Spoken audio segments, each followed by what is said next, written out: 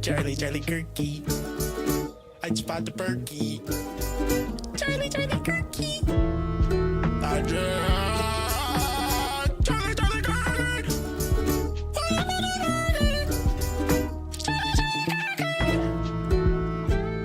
Bitter Oblivion 0 and it's the winner beans on toast. Oh, you almost had it. You gotta be quicker than that. Hobby husband is too slow.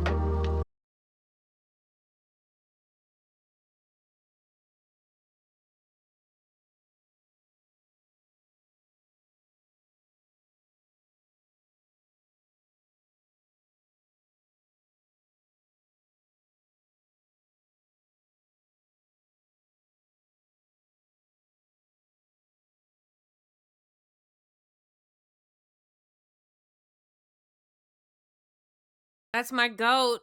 That's my goat, Macklemore.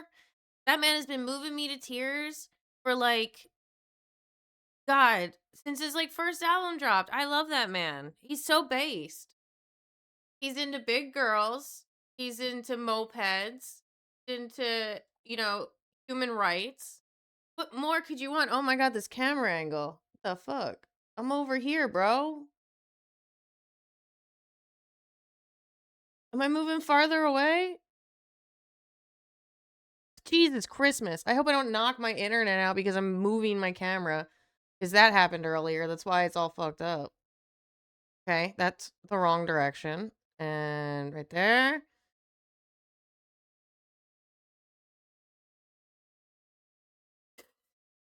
Almost. There we go. Better. Hi, everybody. Hi, Bitter. Hi, Hobby. Hi, everybody. It's me, Charlie. I'm going to be in and out a bit. I'm taking you guys shopping with me. What are we going shopping for? I love shopping. Oh my goodness. Okay, I have excellent news. I am drinking water and I'm not currently sick. So, one paint. We're going on a trip, chat. Yay! We're going on a trip to our favorite. We're going on a trip on our favorite rocket ship, going through the sky. Little Einsteins, come aboard. We're ready to explore. There's so much to find. Little Einsteins. Oh, fuck. We need you. Little Einsteins. Oh, wait, no, I forgot the countdown. Groceries, and if we have been good, the hobby store. I love it. Speaking of hobby, I have some excellent news. I don't know if I want to get into it this early, but for the people who watch YouTube who love to watch my video for like the amount of time it takes them to post a comment, this one's for you guys, okay? Not the song, I'm looking. Only if you all been good though. Yeah, okay. I'm always a good girl. Till I get on the internet and then I'm a fucking shit poster reply guy.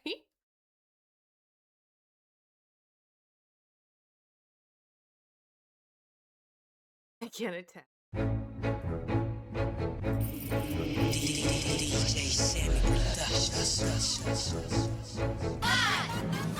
Countdown. 3, 2, 1. We're going on a trip in our favorite rocket ship, going through the sky. Little Einstein, climb up. Good girl, Get ready to explore. There's so much to find. Little Einstein, we're going on a mission. Start the countdown. 5, 4, 3, 2, 1. Everyone to rocket, rev it up now. I love this song. We're going on a trip in our favorite rocket ship, going through the sky. Little Einstein, I'm a good girl. Ooh. There you go. climb aboard. Get ready to explore. There's so much to find. Little Einstein, come on, let's go. Little Einstein, we need you. Little Einstein, yeah. I forgot the we need you. God darn it. Lame. Oh my god. Shut up. Stop. Not in front of the camera or chat.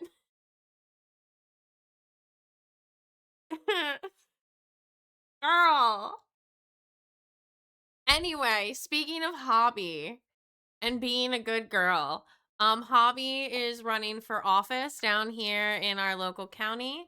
But he's not running for county. He's not running for technically local office. He's running for the rain check then. He's running for the U.S. state representatives. Okay, he is running for Jeff Andrews' seat. I will be working on some logo for him possibly today and maybe a slogan, but I did think of one slogan. If you guys can think of a better one, let me know. I'm glad I've got my headphones in. Me too. So the slogan, because every sheet you need like a slogan, they put something underneath it.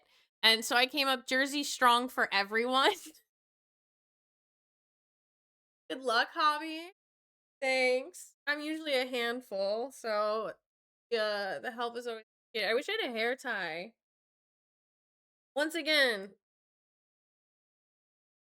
I've had short hair. I had short hair for a really long time, and I'm finally growing it out, but I can't stand it in my face. And I hate these in-between bangs I've got going on. Nightmare. Help. Hate this hair. Help. Anyway, he's running for not local office. He's running for somebody who runs this area. For U.S. representative, state of representatives, the House of Representatives, sorry. And so here are some of our policies, or his policies. I say our because I'm so fucking communist. Long hair means more to pool, I suppose. Yeah. Not that I'd enjoy getting my hair pulled. I'm trying to do serious news. Oh my god, what is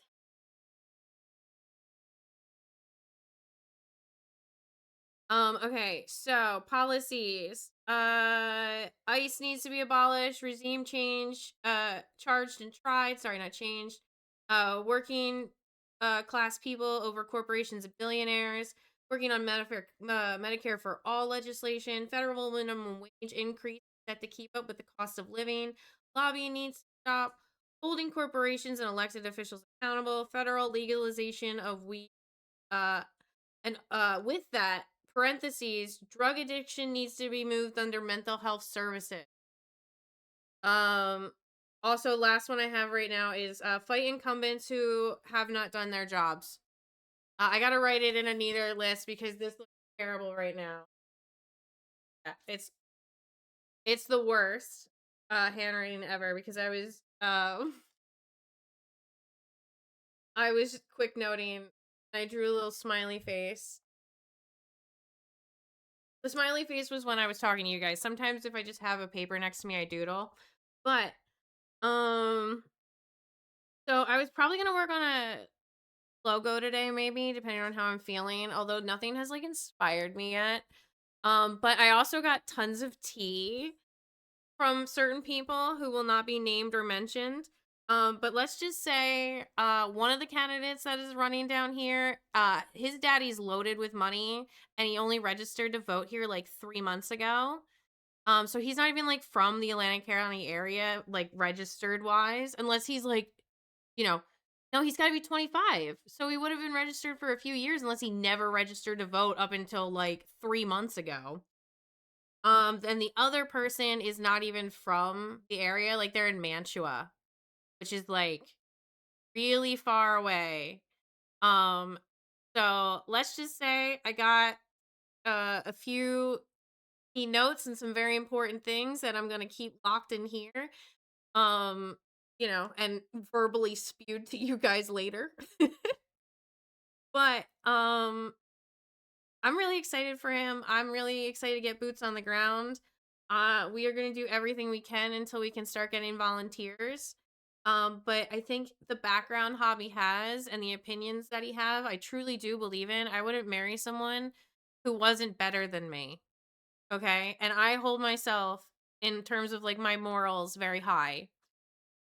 Especially considering where I came from. Like I'm always growing and learning, but believing what I believe in is very important to me. And I don't know.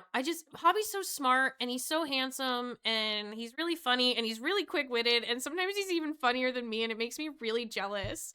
Like sometimes I say something and then he like fires something back that's even funnier. And I'm like, damn, I wish I was as clever as you.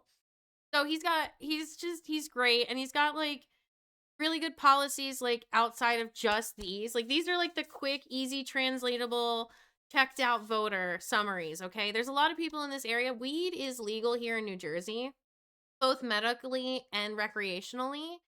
I use it for medical purposes. My husband used to use it for recreational purposes, but no longer do that. So we figured, making it more federally legal makes it better for everyone. Hobby is all right, I guess. No, he's way better than me. Trust, he's a marine biologist. Like he's got a graduate. Not a graduate. He's got like a degree. Kidding. I love our husband. Yeah. Communism means we share the husband. Is that why most poly people are fucking communists? It's our relationship. Like he's science like first, and he believes in education, and he wants to help people, and he thinks like people need to learn how to read, and that like college should be free, and that like businesses shouldn't have to like suffer like they are under the current regime when there's things to help them, and making it easier to find those things to help small businesses. Our husband. um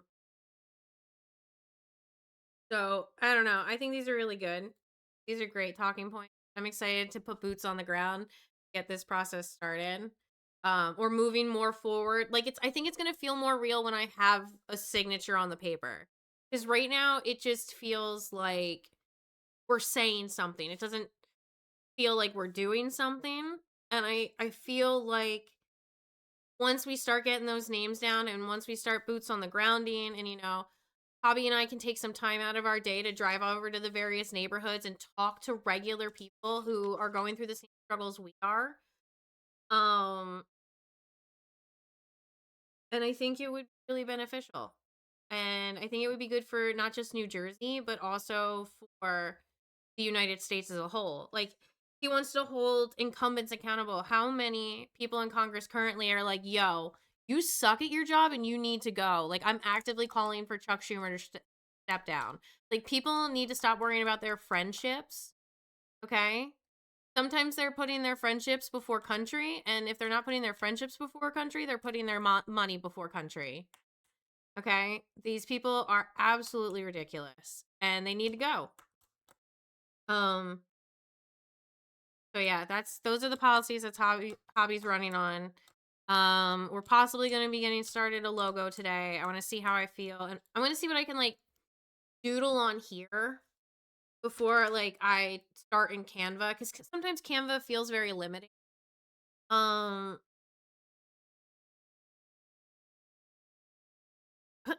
wish Hobby was in chat so he could have listened to my Jersey Strong for everyone.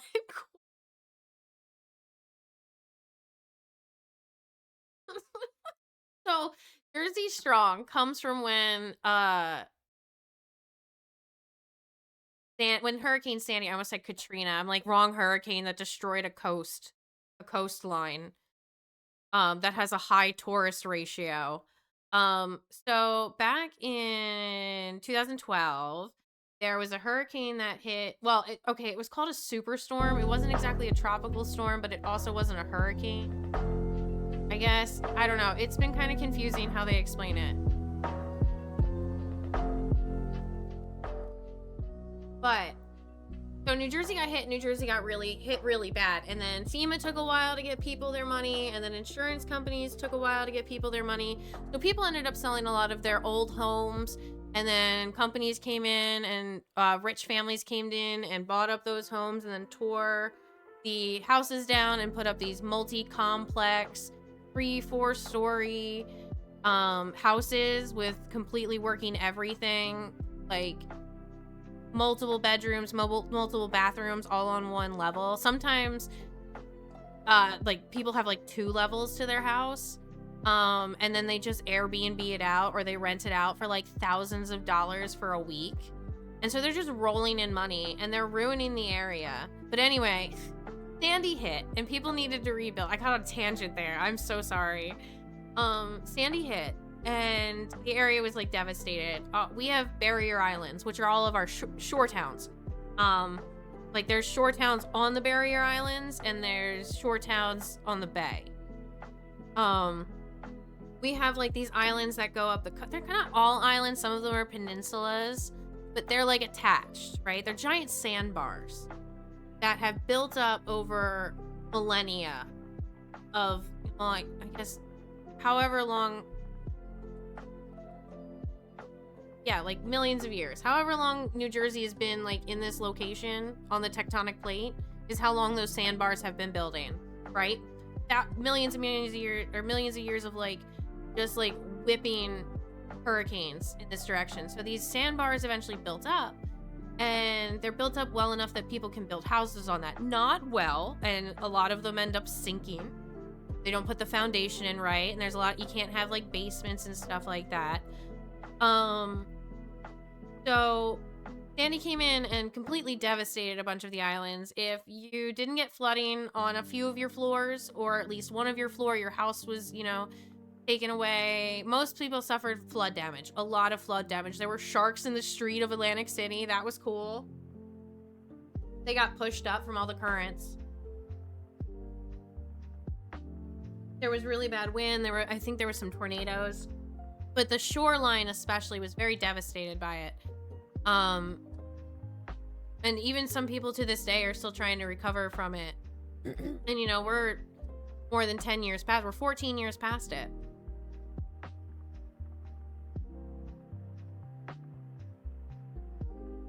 Sorry, sometimes time hits me at a weird, like I'm like 14 years ago. I feel like I'm still in 2012. So anyway,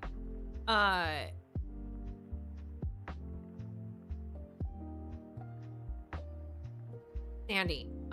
People are still recovering from it, but one of the slogans that came out around that was Jersey Strong. You know, we're so strong, we can stick together, we can pull through this. You know, we're Jersey Strong. I think Chris Christie was the governor then. And it was... We're still recovering. Let's just say that, okay? But... So I thought Jersey Strong for everyone would be like a fun nod to New Jersey and like the wider culture of New Jersey. I don't know why I like it. I think it's really corny too, but I think it could work. Well, like what?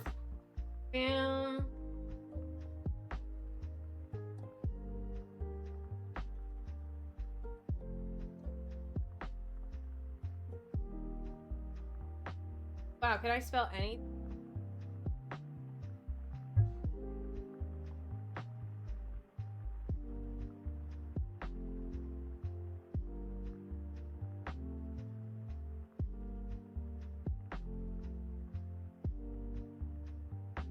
So, like, he doesn't necessarily have a slogan.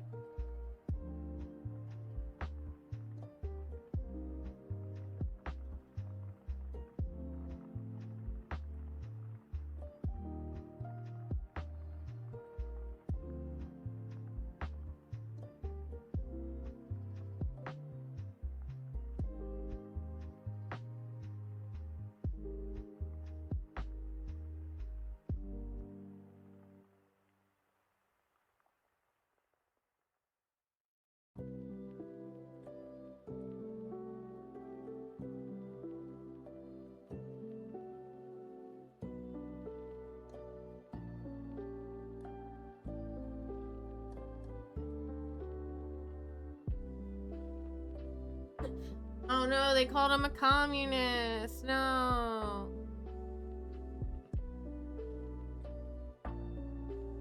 I don't see like a slogan, so I don't know what like, I don't know. Paper says I need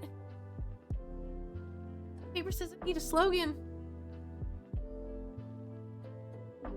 And it also doesn't like take me right to, like, why isn't his like direct website up here?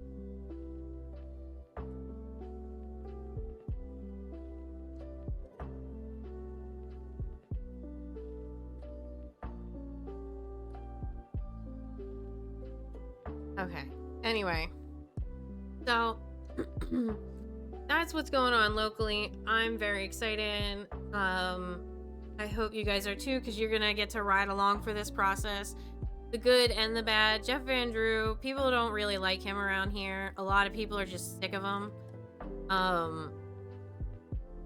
So a lot of people are just like, I hate that fucking guy. The big thing too that with Jeff Van Drew is he started out as a Democrat, and I don't mean like his beliefs were Democrat. He ran on the Democratic ticket because he knew, one, he could get more signatures Democrats than he could Republicans, and two, he knew that a Democrat was more likely to win in New Jersey in the time and not be opposed as harshly as the Republican. And I like immediately after like flipped his party to Republican, and because people see his name on the ballot and they're like, oh, Jeff Van Drew, I voted for him before, I'll vote for him again, versus like, you know, people weren't as tuned in. So now people are tuned in. They hate him. Everybody I've spoken to from, I mean, you guys heard it when I went to the protests. People are sick of Jeff Van Drew. They're over and done with him. They're looking for a candidate to get behind. And I truly believe in my heart of hearts, after one of my friends sent me a video of, it's like something Whitner. Anyway, his daddy's rich. And like they sent me a video and I was like, I don't like him. He seems very milquetoast. Like just very bland. And I'm like, I don't know. He's not saying what he's gonna do for New Jersey. He's just saying these guys bad. And then he also, my friend sent him the video she took of his speech, and he didn't credit her. And I think that's fucked up. So he's on my shit list. Because we credit creators around here, don't we?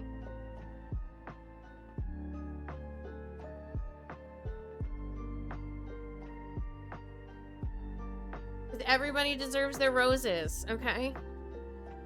Like, I would want that.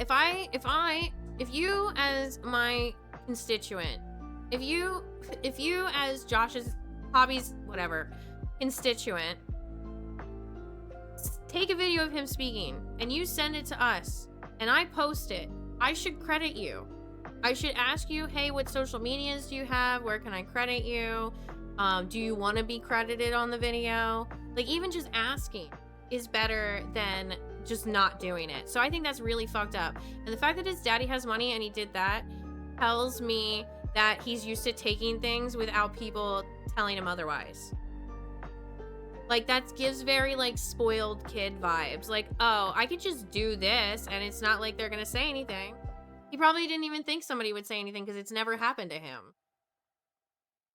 Always give credit to the creators, except for people who, like, okay, so there's, like, one creator who creates, like, makeup. And I used to buy their makeup, and I still wear it because I have it, but I don't buy their makeup anymore. And that's one of the only, like, few creators that I will never credit. So, like, when people are like, oh, I love your eyeshadow, I'm like, I hate that guy. But yeah, always credit the creators as much as you can. It's one thing to, like, I don't know, like here when we watch a video, I post the link in chat, I shout out the creator, I give, you know, I talk about their channel. I can't always go, so when I upload these videos, I don't download them and edit them because I don't have the ability to. I have nothing that would hold the video and allow me to edit it and upload it properly in a way that I would be happy with and are good for you guys. And also get out in a timely manner because I stream 6 days a week. So until I get an editor, I will just be uploading these unedited directly. If there is an edit, it's because YouTube told me to take it out. Like, in terms of, like, this clip needs to be trimmed out. It's copyright claim, so I go click. But when you go to upload it on Twitch, you get, like, a little bar, and it says, like, what do you want your title to be? What do you want in your description? And then your tags. And then frequently when I upload from Twitch to YouTube and I hit the export button and I hit confirm, it does not put in the description what I've typed. And so usually what ends up happening is I have to go in and I have to delete that, and then I paste my, like, it's called your default upload, but it doesn't automatically default to that. And also the tags change when you upload it to YouTube. It adds, like, games and Twitter or Twitch, and then it automatically puts you in the gaming category of video uploads, and that's really annoying too. I don't know. I find YouTube very frustrating. I find all these social media platforms kind of very similar to each other and annoying. Like, none of them are good to use anymore. They're all kind of just exist, you know? I don't even like opening TikTok up anymore. But that's my rant. I want to get to the news. I want to get this hair, something done else with this hair.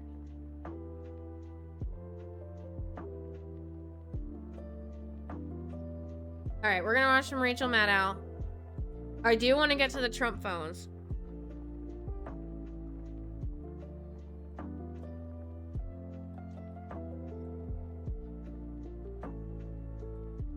And I want to be careful with what news I want to watch because, like, while I want to be tapped in, sometimes I do a little bit of an emotional break. Ooh, maybe the Jawbreak video on, although that's like a 3-part series. We'll see.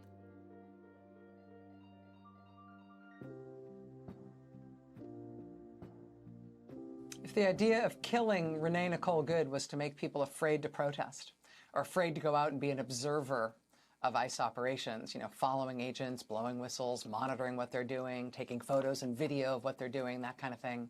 If the idea was to scare people off doing things like that, it really seems to be having the opposite effect.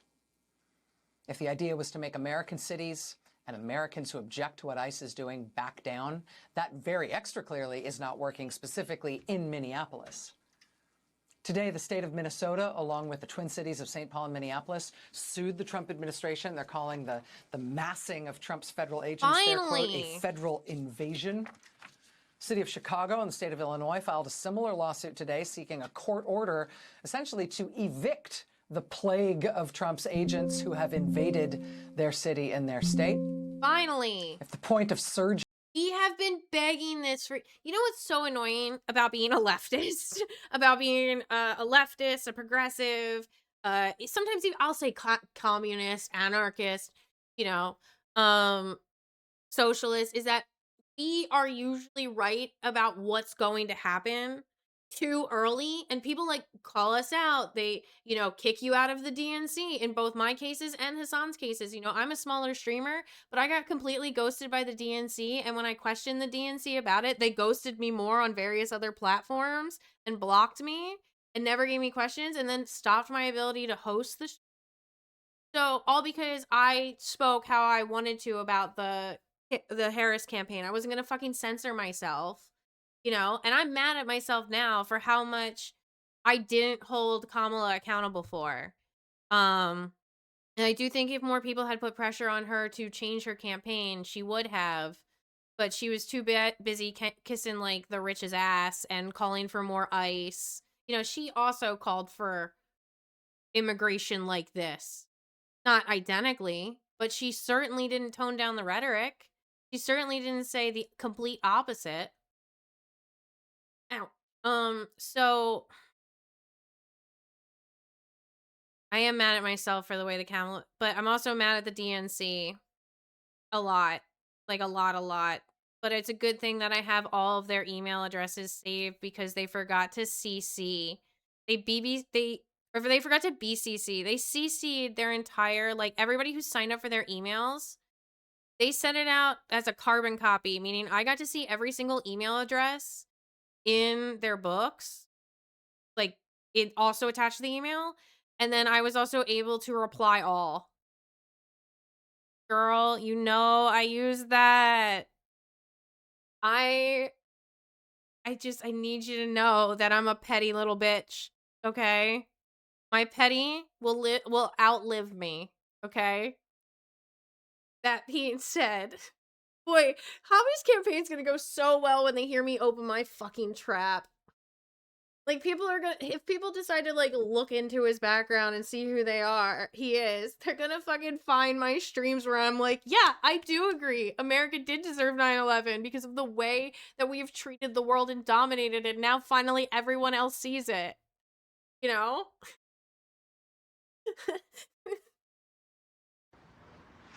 Oh, you almost had Hi, it. Dorothy. You gotta be quicker than that. Dorfidoodle is too slow. Dorothy, is Mantua, Gloucester County? Or is that Atlantic?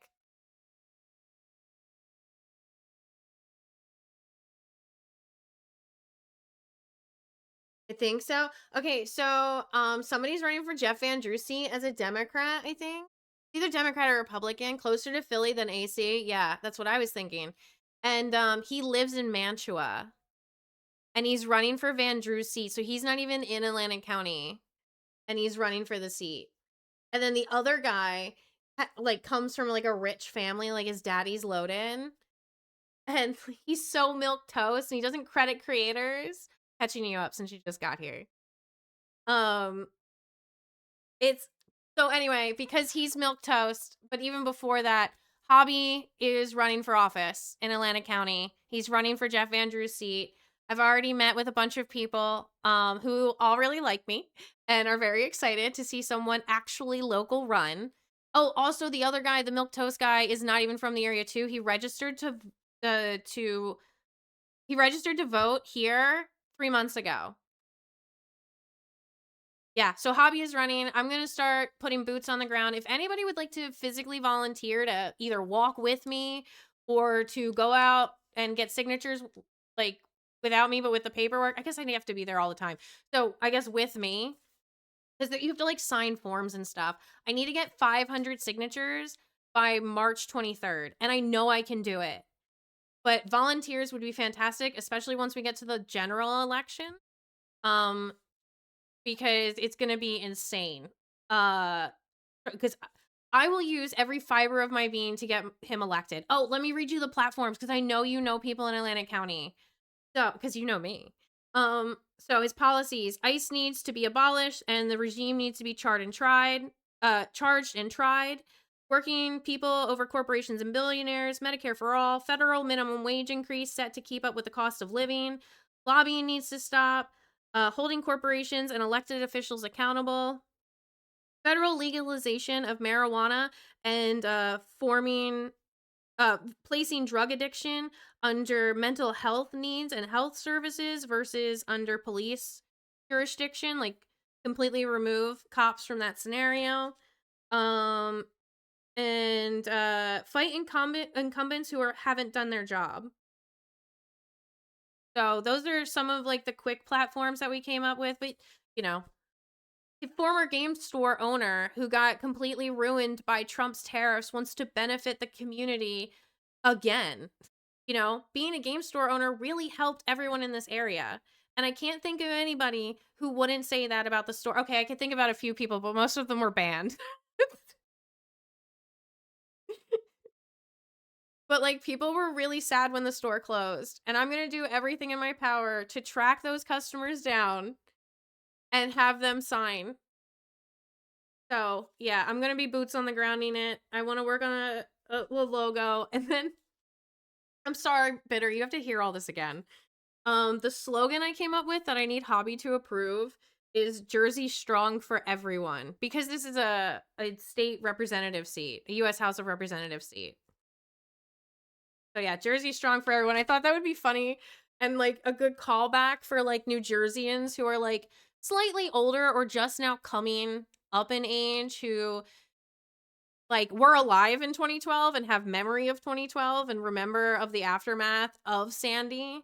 And I thought that would be good to kind of show that, you know, we united once as a state. We can do it again. And if I can unite this state, we can unite the country. And I don't know. I think it's great. I'm so excited. I think I'll probably start walking tomorrow. I think I'll go out tomorrow and start going door to door and just asking people, you know, like, hey. Oh, I also found out two very important things that I'm going to share with the group. One, if you want to run for office and you have to do a signature petition, you cannot get the same names as somebody else. If you both put down the same names, like you get signatures from the same person, the names get canceled out. Okay? So there's like no there's no fixing that. Also, that means getting more than the 500 signatures required. The other thing. Oh, signatures have to be from either registered Democrats or unaffiliated voters. Unaffiliated voters are DSA, libertarians, and independents. Okay? Or anybody who's unaffiliated. Like, it'll say that. If they are not of that party type, their signature gets canceled out. I have to get this done before, like, I want to get this done way before March 23rd, because that's all I have.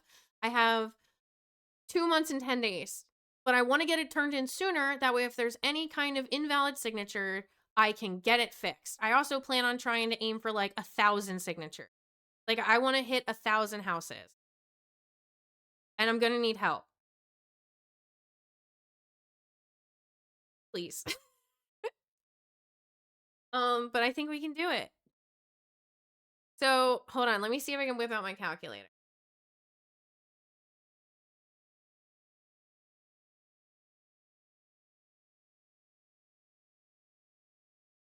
Calculator. Okay. So, I need 1,000 signatures. divided by February's coming up, and that doesn't have a good amount of days. Okay.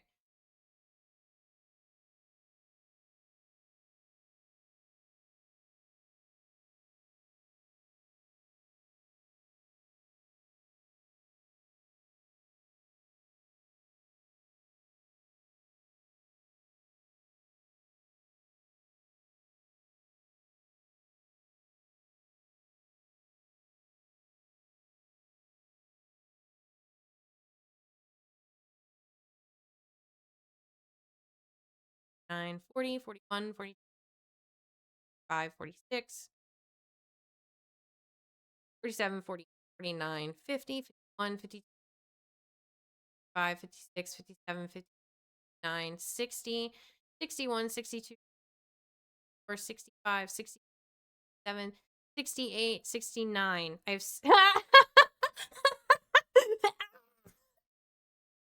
69 days. 9 days. Fucking beautiful. Okay. I have 69 days, but I would actually prefer to get it in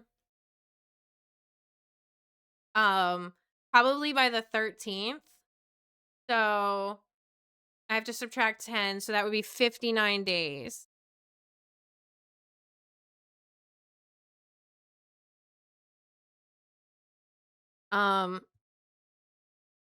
So 59 divided by 1,000. Don't make me do. Type it in.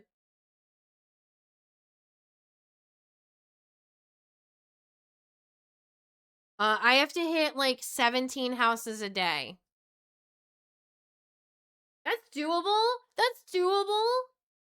Or 17 signatures a day.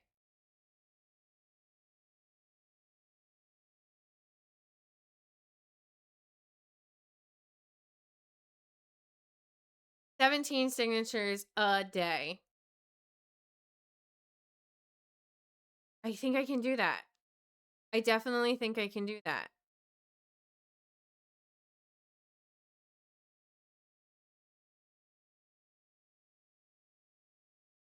I am late. Hello, everyone. Hi, Saint. You're fine.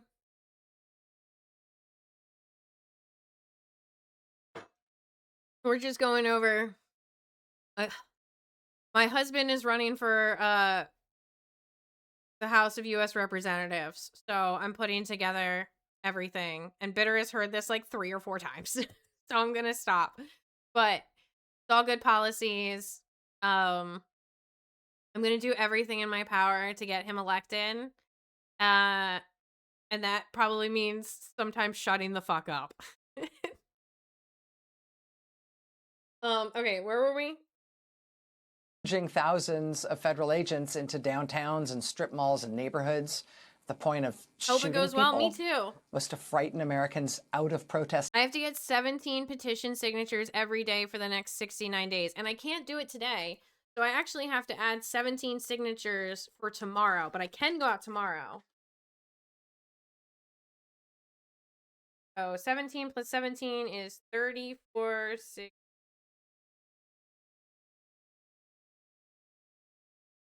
Day. Thursday, I can go out for like a little bit. 17 Thursday.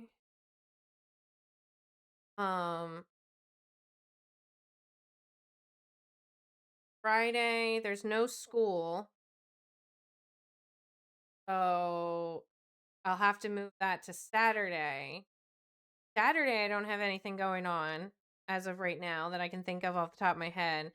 Saturday will be another 34 Saturday. Okay, so depending on how many days I miss, depends on how many days I need to make up signatures. Yap on, it's the best way to get the word out. It's true. Hehe 69. Yeah, I know, that's what I said. I got really excited. But well, and Saint's in Utah, but if Saint knows anybody in the Atlanta County area of New Jersey, I think Jeff Van Drew's county, like just Atlanta County.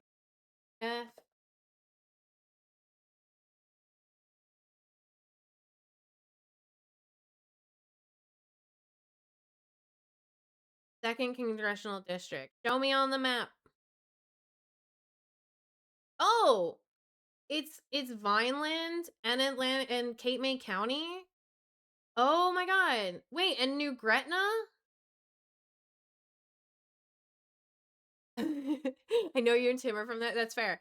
Okay, this is doable. I know people here. I know people here. I definitely know people here.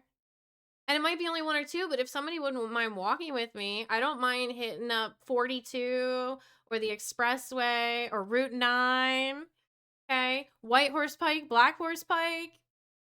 I got it. Parkway is my favorite. Okay. I used to drive from from about right here, which is Long Beach Island, all the way down to like here.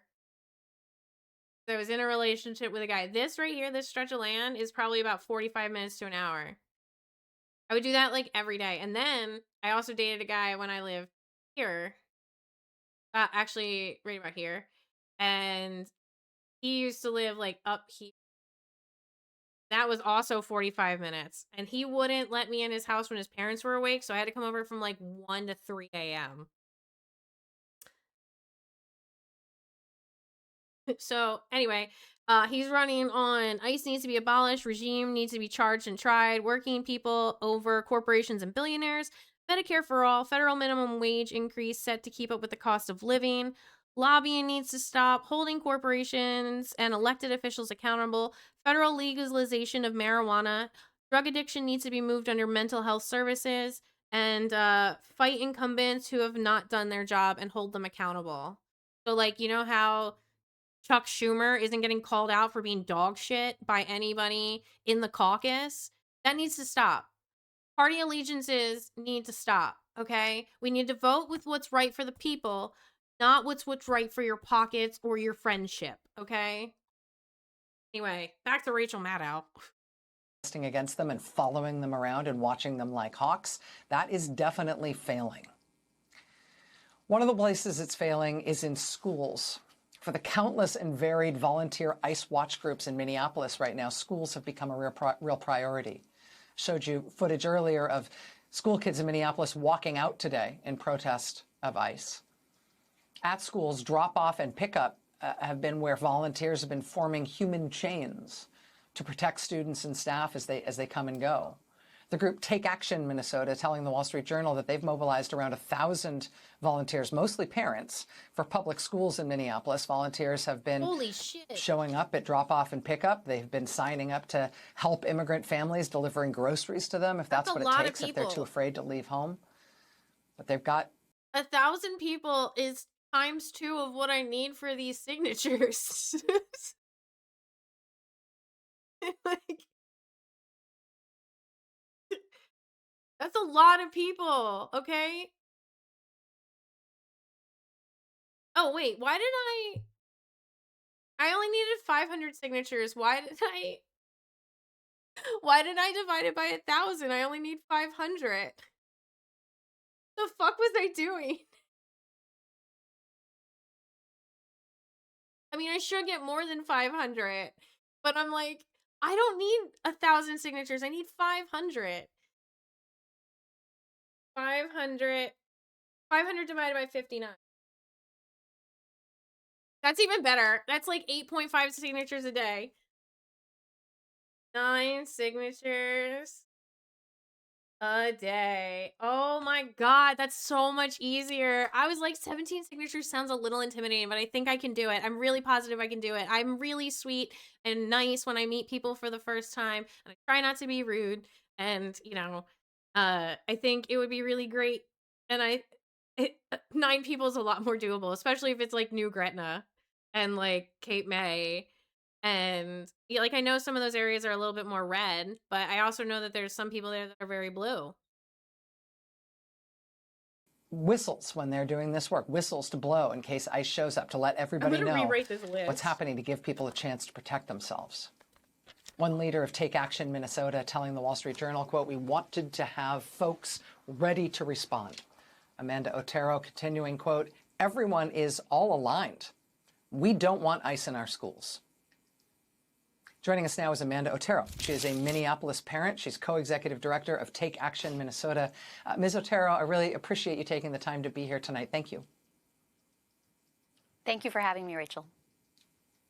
We showed a bunch of footage in the previous segment about some of the really chaotic violence that's been carried out by Trump's federal agents in your city, and the way people are responding both to the killing of Renee Good, but also responding spontaneously when those acts of violence are happening around the city. Well, and the other thing too is I have like Bobby gave me like several talking points that like if I meet somebody and I don't think they're gonna respond to one talking point, I can hit another one. So like this is really good. And like I can also, because I know these talking points so well, because it's something him and I talk about almost every single day. You know, it's something I talk about here. It's the things we listen to, like Hassan and Denims and Gremlo and Caroline Kwan and Austin Show and like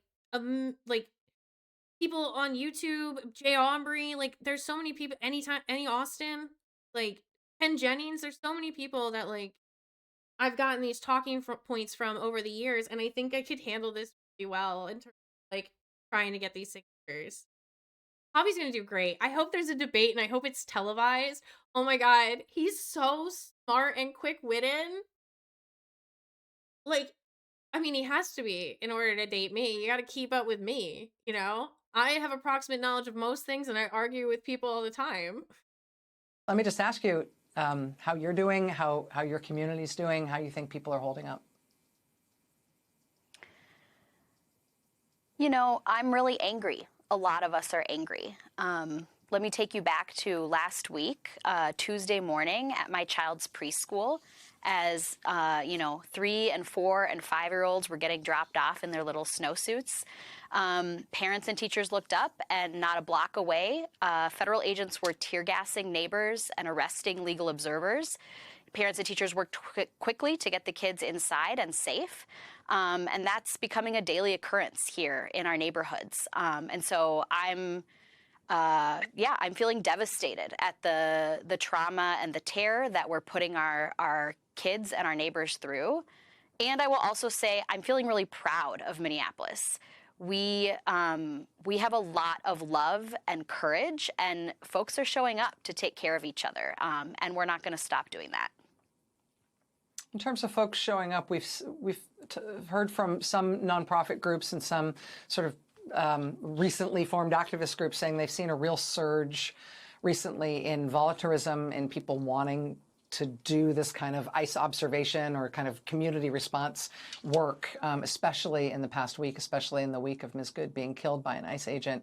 Have you seen the same surge in interest at your organization? Absolutely. You know, we have had a surge of federal agents on the ground since December 1st, when Operation Metro Surge began. And every day that goes by, more and more people are joining us and playing all kinds of roles. As you've mentioned, ICE Watch so and awesome. patrolling pickups and drop-offs, but also giving rides to students to school, delivering groceries for families, running errands for them, doing everything we can to keep our neighbors safe. In terms of the kind of involvement that you're seeing, are the people who are volunteering and working with your organization doing those kind of things you just described, is it generally people who have an activist history, people who've been involved in other sorts of activist groups and other issues over the years? Or are you finding that just regular civilian folks who've never really been involved in things before feel like this moment is different and this is a time to get involved even if they haven't done this kind of work in previous parts of their lives? I do really feel that everybody whose values are being violated by this violence on our streets, many people who haven't necessarily, as you say, been an activist before, are doing something. And there's a lot of roles to play. There's a lot of ways to plug in, and people are really, meeting the moment. People who are inspired by what they're seeing in terms of the Minneapolis community response right now and by groups like yours, do you have any lessons learned or any advice for people in other cities around the country who are thinking they may want to do that kind of work or set up that kind of organization where they live? You know, there's no special formula, and it's really just about neighbors looking out for neighbors and doing the regular things that we do. Again, groceries, rides, looking out for each other on the street. And, you know, what I really want folks across the country to know about what's happening here in Minneapolis is that we need every single person, not just here, but everywhere, off the sidelines, calling for ICE to leave our state, to get out of our communities, and we need every elected official, Yes. you know, from the highest levels of government on down and from Yes. every political party joining us in that fight and in advocating to get ICE out of our communities. Off the sidelines. Amanda Otero, Minneapolis parent, co-executive director of Take Action Minnesota. Thank you so much for your time tonight, and good luck. Stay safe. That's awesome. Thank you. Based. Get the fuck out. The occupation of America will not be tolerated. The fascist regime will be removed.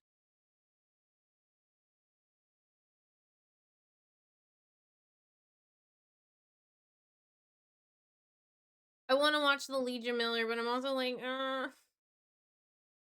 I know it's gonna be bad. He gives good advice. Hi, it's Monday, grateful. January 12th, 2026. You're tuned into Why America? I'm Legion Miller, coming to you from Minneapolis with more updates. Today, we're discussing what's happened over the weekend as door-to-door raids and further surges of ICE There's the link officers to our land video. in Minneapolis, and what this means moving forward, both for my hometown as well as all of America. And listen, I know last week I promised you a second part breaking down the Venezuela conflict, and that is coming, I promise. It's hard to keep up with the barrage of news lately, which I do believe is entirely the point. And also, this shit in Minneapolis is happening literally in my backyard, in my front yard. It's coming at me from all sides, so it's pretty hard to ignore it. And I think that much like LA and DC and Chicago before us, we are a training ground, just as Trump promised, for the regime's tactics for enforcing. Welcome in. Micah of Art. Welcome in. Total submission of the populace. What's happening in Minneapolis?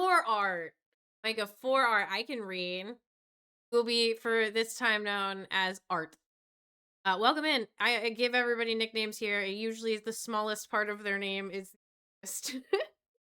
my name is Charlie. And currently I am writing down better handwriting, all the notes I took earlier about my husband running for office and the policies that he's running on. And if you would like to know, let me know, because he is running for the U.S. House of Representatives for District 2 of New Jersey. Helps us to predict what's to come. Also, I think I have a chat timer on, so I am sorry. And also, there's an ad. Especially now that the courts have impeded Trump's ability to use the National Guard to do his bidding. Through the process of elimination and experimentation on the streets of American cities, it seems Trump and his goons have discovered that ICE offers the best potential for Trump's own Gestapo force. Oh yeah, we're going to talk about Hitler in this one too, so buckle up, Buttercup. Thank you to my partner on today's video, PDS Debt. Credit card debt sucks. I've struggled with it. I know how stressful and overwhelming it can feel to watch those debts pile up. And it's so hard to live your life under the constant strain of worrying about credit card debt on top of literally everything else going on in the world right now. And of course, it's the credit card companies that win when you have to keep paying them huge amounts of interest every single month. It can feel so good to finally take back control of your life by tackling those big scary debts, especially if you can get a little help along the way. If you're struggling with credit cards, personal loans, collections, or medical bills, you need to check out PDS Debt. PDS Debt provides a service to match you with debt solutions tailored to your financial situation, and they have a team of people ready to help you with your debt journey. They understand your specific scenario and will help provide alternative solutions to becoming debt-free. PDS Debt is offering a free debt analysis. It only takes 30 seconds. Head over to pdsdebt.com/Miller to get your free debt assessment today. You'll receive a full breakdown on how to save on interest each month and the quickest way to take care of your debt. There's no minimum credit score required. Whether your credit is bad or fair, they're here to help you save more, pay off your debt faster, and start putting money back where it belongs, in your savings account. PDS Debt is A+ rated by the Better Business Bureau, boasts hundreds of 5-star reviews on Google, and holds a 5-star rating on Trustpilot. And getting started is easy. Go to pdsdebt.com/Miller to complete your free debt assessment in just 30 seconds to see what options are available to you. Get your free assessment and find the best option for you right now at pdsdebt.com/Miller. Thanks, PDS Debt. Okay, first, I want to issue a correction to my video from last week about the potential legal consequences for Jonathan Ross, the ICE agent who murdered Renee Good. After listening to Mark Joseph Stern on Slate's Amicus podcast, I realized I was too quick to write off potential legal consequences for Ross, and I misstated the process as well. And this is why I always consume content from lawyers who are smarter than me, and Stern and Dahlia Lithwick over at Slate do great work both hosting the Amicus podcast and in their writing for Slate, so you should check them out. Stern pointed out that any potential prosecution of Jonathan Ross brought in the state of Minnesota by state prosecutors, in that Ross could argue that it should be removed to federal court since he was acting as a federal employee. Now, I said that last week as well, but what I got wrong is that if the case moves to federal court, it would still be prosecuted by Minnesota state prosecutors, not by federal prosecutors. So it wouldn't just move to federal court and die because no federal prosecutors would take it. The same state prosecutors would continue pursuing the case, just in a different court. So that's going to go ahead and be my bad on that one. But the reality still stands that the feds have taken over the investigation, and that will absolutely create a roadblock to state authorities accessing key evidence. That doesn't mean that a state prosecution won't happen. It just means it's going to be a long and bumpy road. But it absolutely is not true, as Kristi Noem lied about last week, that Minnesota does not have jurisdiction over the issue. The U.S. Constitution firmly places the police power in the hands of the states. That officer can absolutely be charged by Minnesota state authorities for committing a crime on the streets in Minnesota. You enter the state and commit crimes here, the state's going to have jurisdiction. Whether or not Ross is immune from prosecution is something they're going to have to argue in court, but dog killer and non-lawyer Kristi Noem does not get to say categorically that the state just has no jurisdiction over the case. And Minnesota AG Keith Ellison, along with my county attorney Mary Moriarty, have announced that they will be separately investigating the case. And I will say that the public officials in Minnesota surely are lending credence to the right-wing fear-mongering about radical liberal cities. A Jew, a black man, and a lesbian are fighting tooth and nail for Renee Good's killer to be brought to justice, and for ICE to get the fuck out, as our mayor Jacob Fry said in the hours after her killing. And listen, I'm not going to sing Jacob Fry's praises, okay? He's a Democrat who more often than not sides with the police and big business. Him and I have exchanged DMs in the past because I've been critical about him online. We don't stand Jacob Fry, okay? I did not vote for that man, but we can recognize when someone we disagree with is doing good work, and I appreciate that he hasn't been mincing words in his opposition to ICE being on our streets. I cannot say the same for Hakeem Jeffries and Chuck Schumer, who are supposed to be leaders of the opposition party, but we'll get into that. Those are the politicians that Javi wants to call out. There should be no reason that career politicians like this should be putting their friendship and their pocketbooks above the will of the people. It's disgusting and it's disgraceful. And when Javi's in office, he's going to call that shit out. Trust me, he will, okay? He's got a moral code that sometimes, like, I'm just always like, damn. I wish I was always that good of a person. I wish I always, like, thought about those things. That. And the reality is that Minnesota officials may not need evidence from the feds to mount a good case. On Friday, new video surfaced from the perspective of Jonathan Ross, who was himself filming as the incident unfolded. As I pointed out last week, he had his phone out and it never left his hand as he pulled out his gun and shot Renee Good 3 times. I will not be showing that new video because I draw lines for myself about what I watch, and that's not something I want to engage with. The initial videos that surfaced that I showed in my video last week showed a car and a blurry gun, and that's it. This one is much more graphic, and it does not support a case for Jonathan Ross of self-defense. As a reminder, the standard is, would an objectively reasonable officer have acted in this way? According to reporting from The Advocate, in the video, we see from his perspective, Renee Good smiling and saying, "I'm not mad at you." We see her sharply turning the steering wheel away from the agents. We see she's unarmed. We see Ross to be nearly fully clear of the I think they need to bring back the job in Congress where a guy would beat you with a a guy with a stick would beat you if you didn't go, because I want that job. I think that should be your turn too. I'm gonna write that down, okay? I'm gonna know, because one of the things I'm gonna do when I go door to door is ask people, like, what can we bring, like, what do we want to see on, like, a nationwide level that would benefit New Jersey the most? Like, I want to ask people, like, that question, and, like, that's a beat congressman with stick guy. I also think, you know what I also think is, if government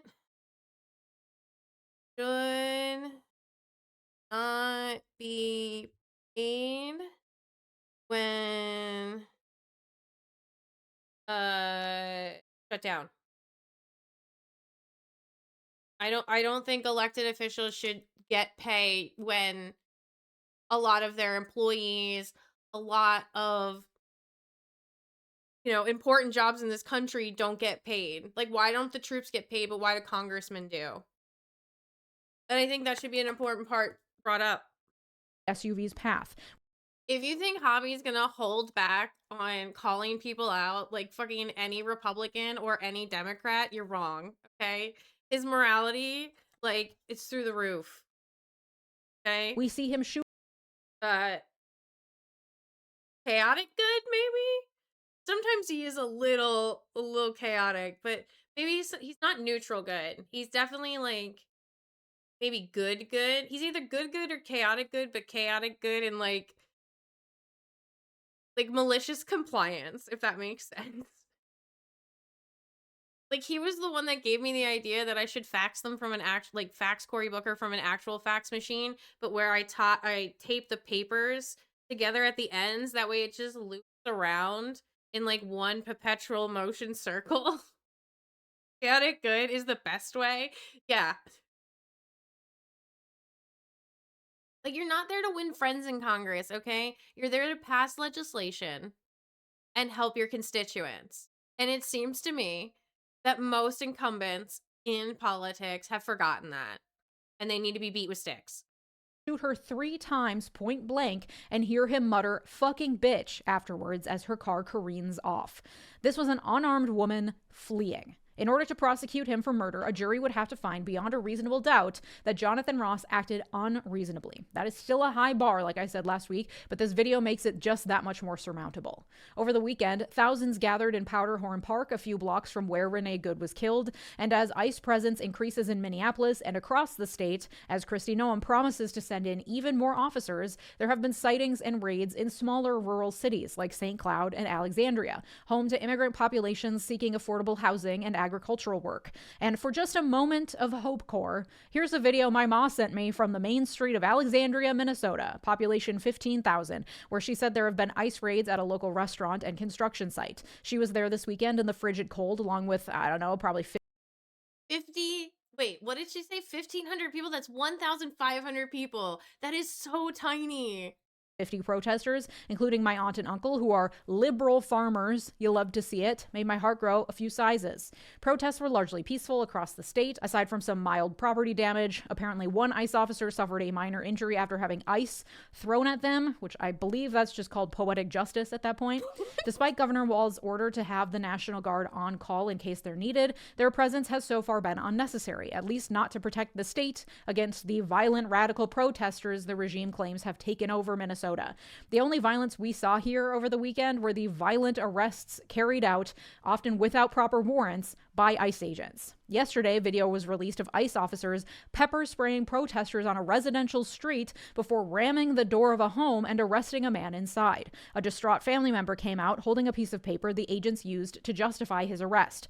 According to reporting from the Associated Press, the piece of paper was a warrant signed by an immigration officer, not a judge. Those warrants allow for the arrest of someone in public. They do not allow for forced entry into a private residence. And J.D. Vance told Fox News, quote, "I think we're going to see those deportation numbers ramp up as we get more and more people online and working for ICE, going door to door and making sure that if you're an illegal alien, you've got to get out of this country." Yeah, we got to papers, please. We are at papers, please, of fascism, guys. If you're not outside protesting, you need to be talking to people about this. You need to be getting communities together. You need to be 3D printers. See what you can do within your means to help people. Okay? If you want to come back, apply through the proper channels. Though, of course, even those who have applied through proper channels are being swept up in the dragnet. Not to mention the fact that going door to door is actually against our constitutional rights. ICE officers need to have warrants, and they need to be seeking out a specific individual for apprehension. They don't get to go door to door Nazi style. Okay, and this is where we're going to get into what this all means for what's to come in Minnesota and around the country. We are currently being made an example of here in Minneapolis, something I knew would happen eventually, but it doesn't doesn't stop here. Trump has vowed to do whatever he can to punish blue states through cutting our federal funding and sending in ICE agents to terrorize our Sorry, people. Emily, you're Because good, let's be Blue. clear, he's not just terrorizing our immigrant populations. They are most at risk and suffer the greatest consequences. But with Renee Good's killing, it has been reinforced that Yeah, you've been a mod. I modded you like a little bit after you you asked to stop being banned for a little bit. I was like, well, if we're not gonna ban him, I might as well mod him. He's here the most. anyone is subject to killing at the hands of the state, and they will do whatever it takes to then cover up the murder and laud the killers. As I have been saying since November 2023, when I first covered Project 2025, remember back then when no one was talking about it? Even back then, I was saying they will not stop with just criminal illegal immigrants. Correct. Their plan is holistic. It is total. Under the state, women are fucking bitches. Trump won't even acknowledge that Renee Good was married to a woman. He's constantly referring to her wife, Becca Good, as her friend. LGBTQ people are being erased and targeted. Disabled people are being erased and targeted. They will not stop until everyone has complied. It does not end with Renee Good. Her killing was not the climax. It was just the beginning. And I try really hard to remain factual and level-headed every day for you guys because I'm not trying to fearmonger. I'm not the type to release clickbaity, all caps headlines to scare you into clicking. I reject that tactic to gain views.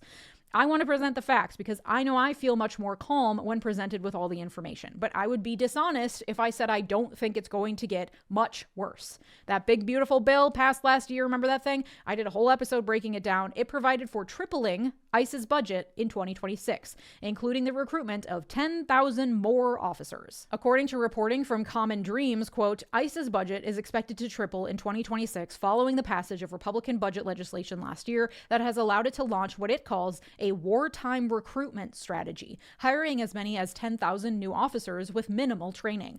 Last week, the Washington Post reported that the agency had earmarked $100 million towards online recruitment advertisements meant to draw in people who have attended UFC fights, listened to patriotic podcasts, or shown an interest in guns and tactical gear. Past reporting I've read indicates that it will be hard for them to find 10,000 people that they want to recruit. When past presidents have attempted to ramp up ICE hiring, it cost a lot of money and was largely unsuccessful. But this regime is funneling an unprecedented amount of time and money into the recruitment efforts and signing bonuses, and they're lowering the standards in the process. So now, poorly trained, heavily militarized idiots will be given free rein to terrorize cities across the country. And they're only just getting started on those recruitment efforts. 2026 will see a surge of ICE agents across the country anywhere that tries to put up a fight. Additionally, courts across the country have for the last year been impeding Trump's ability to take over National Guard forces and use them against civilians. He keeps losing that battle in court because it's illegal. And so he recently announced that he would be pulling the Guard from most major cities, all the ones that object to its presence. But we know Trump, and he would not have done that if he really thought that it was a defeat. Using the National Guard was just one tactic that they were using because they didn't have the manpower in ICE yet. Now that avenue has been largely exhausted, and they are turning to ICE. ICE and Border Patrol and other DHS officers are part of the executive branch, firmly within the federal government. While states have the right to continue to prosecute the ICE agents who commit crimes on the ground in their jurisdiction, states don't necessarily have the right to just order ICE to leave. Federal law is the supreme law of the land, and Trump's goons have done everything they can in a very short period of time to consolidate as much of that federal power into Trump's hands as possible. States have been moving to pass legislation to try to regulate ICE agents, such as banning the use of masks and requiring agents to identify themselves. But we also have a whole ass constitution that bars a lot of the activity being carried out by ICE, and that doesn't seem to stop them. Individuals are also suing ICE and ICE officials for various violations of their rights through places like the ACLU and other legal organizations. According to Politico, quote, in Illinois, a Democratic state senator has filed legislation that would bar anyone hired by ICE under Trump from obtaining employment in state or local law enforcement. Yes. Yes. That's beautiful. Do it. That's sick. I love that.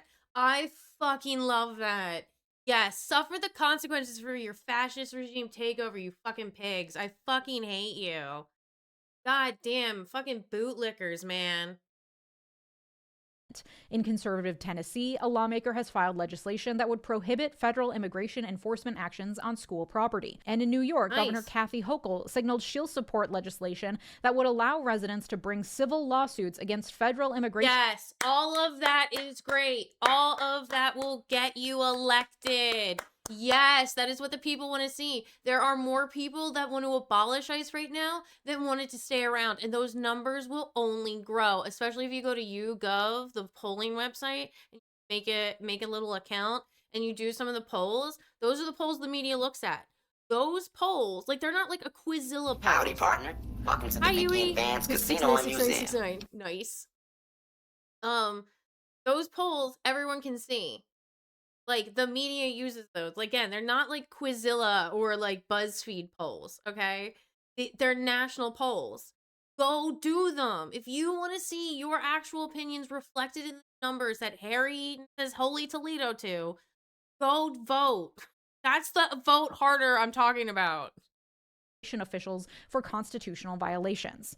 And listen, I know this is a David and Goliath situation, not to get biblical on you, and lawsuits aren't going to stop ICE in its tracks, but it certainly gives the feds a headache. And much like the poetic justice of pelting an ICE officer with ice in the frozen tundra they are attempting to terrorize, pelting the federal government with pesky lawsuit after lawsuit does slow them down and make their work that much harder. And that is important. But the reality is that Trump is now going to be doubling down on ICE as his personal military, the same way Hitler did as he gained power in pre-World War II Germany. Yes. The nature of the Gestapo was that they were a secondary army, one in plain clothes at the beginning, one loyal to the leader, not to the people, one that didn't have the control and oversight that had been established through years of laws and precedent for the existing armed forces. They existed in a legal gray zone that was just permissive enough for them to enact the worst of his initiatives, while anyone attempting to stop them scrambled to pull the correct legal levers to do so. By arguing that the president has unitary executive authority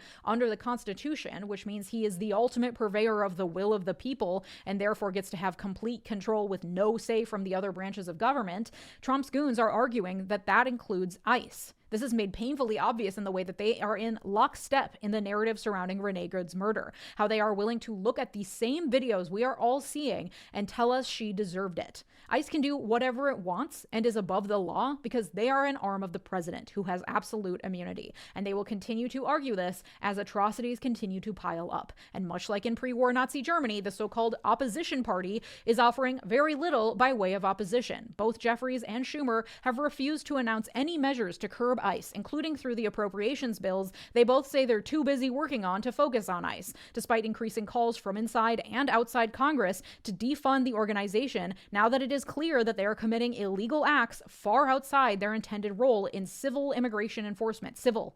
They are not a criminal enforcement organization. According to reporting from Truth Out, quote, Reps Pramila Jayapal and Alexandria Ocasio-Cortez are among the progressive lawmakers calling on the Democrats to demand reduced funding for ICE, even if it means another government shutdown. Jeffries and Schumer have made clear they are not cut out to run an opposition party. They've made that clear pretty much every day for the last year and even before that, and their refusal to use the little leverage they do have to push for cutting ICE funding, something Americans increasingly are in favor of, is just the latest proof of their inability to meet this moment. Yep. Separately, there have been increasing calls by Democratic lawmakers to impeach Kristi Noem for obstructing Congress, violating the public trust, and self-dealing. The reality is that with Republicans controlling both the House and the Senate and being completely unwilling to assert their authority in any way against the Trump regime, any attempt at impeachment at this juncture of Kristi Noem or anyone else would fail, period. But the problem is that Trump is very aware of this. Last week, he publicly stated that if Democrats take back Congress in the 2026 midterms,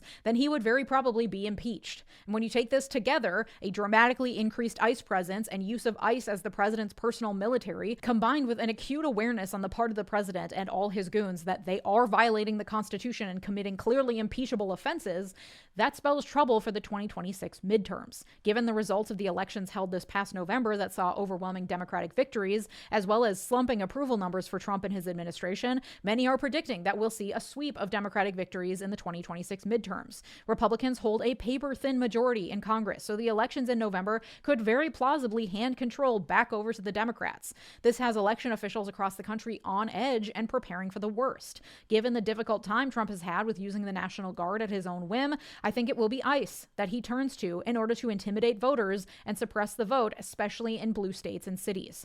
Reporter Miles Parks recently appeared on NPR's Weekend Edition and said, quote, "It is already illegal for non-citizens to vote in federal elections, but people in Trump's orbit have toyed with the idea of having ICE agents at polling places or involved in the election in some other capacity to guard against non-citizen voting. And any of these scenarios obviously could potentially have a suppressive effect if they make anyone scared to vote." He also noted that far-right election attorney Cleta Mitchell, who has close ties to Trump, has indicated he may try to exercise his emergency powers to quote-unquote protect federal elections. So in situations where there is unrest, it's not outside the realm of possibility that Trump will use that as pretext, along with the false claims of election fraud that he's built upon over the last 6 years, to stage some sort of national emergency that requires military presence on the ground at polling places to ensure the integrity of our elections. Now, to be clear, it is already illegal to vote if you are not a citizen. The instances of actual provable election fraud are very rare, and certainly so rare that they do not influence. I think he would definitely do that because he keeps pushing for the voter ID shit. And I think that's like, if people are required to bring their ID to go vote, then you check them at the door and then you just take whoever you want.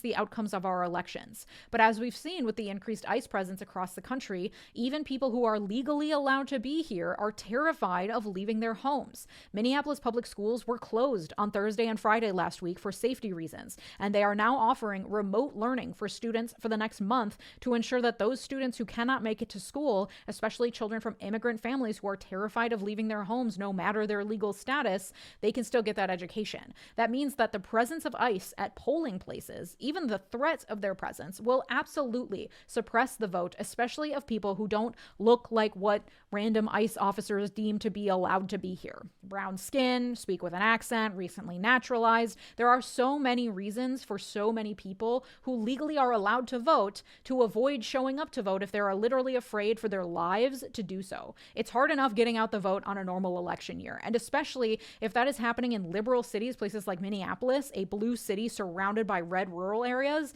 that could have a very real impact on the outcomes of our elections, because a lot of those voters probably vote Democrat, and the Trump regime knows that. It's all part of the plan. Okay, so what do we do? First of all, don't spread yourself too thin. You cannot save the world. You cannot burn out this early in the fight. Pick one issue that you care about most. The GoFundMe for Renee Good already hit $1.5 million, and her wife... I'm gonna focus on hobby winning. That's my sole focus. Because if we do manage to make it 2 elections, I want someone competent and who's gonna like have our back in Congress. Like if Republicans squeak out any majority at all, like this will be the last election of all time in America. Rebecca Good has called on all additional donations to go to others in need. If you're looking to donate, here in Minneapolis, you can give to the Minnesota Immigrant Rights Action Committee, which is helping to organize protests and also has a rapid response network for ICE activities in the area. They also have resources on their website for getting involved. But if you're not here in Minnesota and want to get involved elsewhere, seek out immigrant rights organizations in your area on Google, or check out Indivisible, which has arms across the United States and works to organize protests and lobby for legislative change. If you're concerned about election integrity, this is something election officials are already thinking about across the country. You can get involved in your own local elections in various ways that are different depending on where you live. In Minnesota, you can become an election judge, which is a poll worker, the temporary paid employees of local election officials who are trained to handle all aspects of voting on voting day. Various nonprofits like the ACLU offer training and resources for poll monitors and organize Get Out the Vote campaigns to ensure as many people vote as possible and know their rights while doing so. There are lots of ways to get involved. To start, I would Google poll worker and your city to see what is needed in your area. Again, as with lawsuits against the regime, this is not a situation where one thing or one day of action or one opposition force or one day of voting is going to stop the state apparatus that Trump's goons have built. But there are so many of us and so few of them, and the opposition they face will slow them down and make their jobs as hard as possible. Remember, once again, to turn to your neighbors and your community, connect with each each other and try to do the most good you can wherever you are. If you'd like to support my work heading into a brand new year of horrors, consider joining here on YouTube by clicking the big join button below, or supporting me over on Patreon, patreon.com/Legion Miller, where you get access to all these episodes completely ad-free. Thank you to my multi-platinum patrons, Christopher Cohen, Evan Friedley, Mark, Sarah Shelby, Art, David, Latranja Lucas. Okay, I have to use the bathroom so bad. Part of why I'm so quiet, I'm like, I gotta pee. So I'm gonna pop on some music, and then I'll be back, and maybe I'll play video games. I don't know. I kind of wanna. I was doing something on Animal Crossing before I came on here, so I might finish that, but we'll see. But I'll be right back.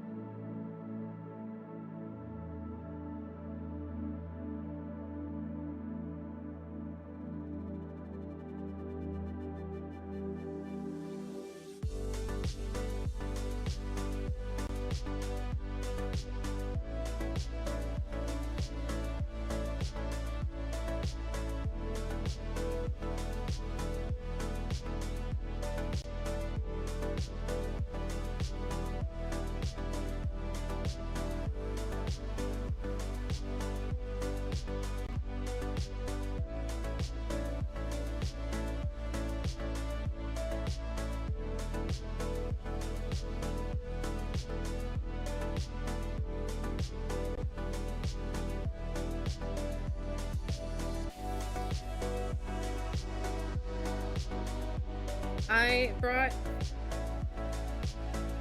I don't know why I said it like that. Super fancy.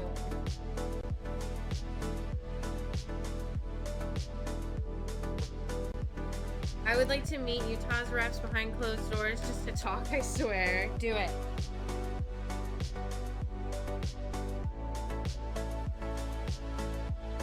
Well, and we also got a new race to follow update. Alaska, the last Democrat that won. I think she either retired or she left the race or something. She's running again, so we added another race to the list. They liked her a lot. Okay, oops, wrong one. No, I meant to grab a sweater. Instead, I grabbed literally everything.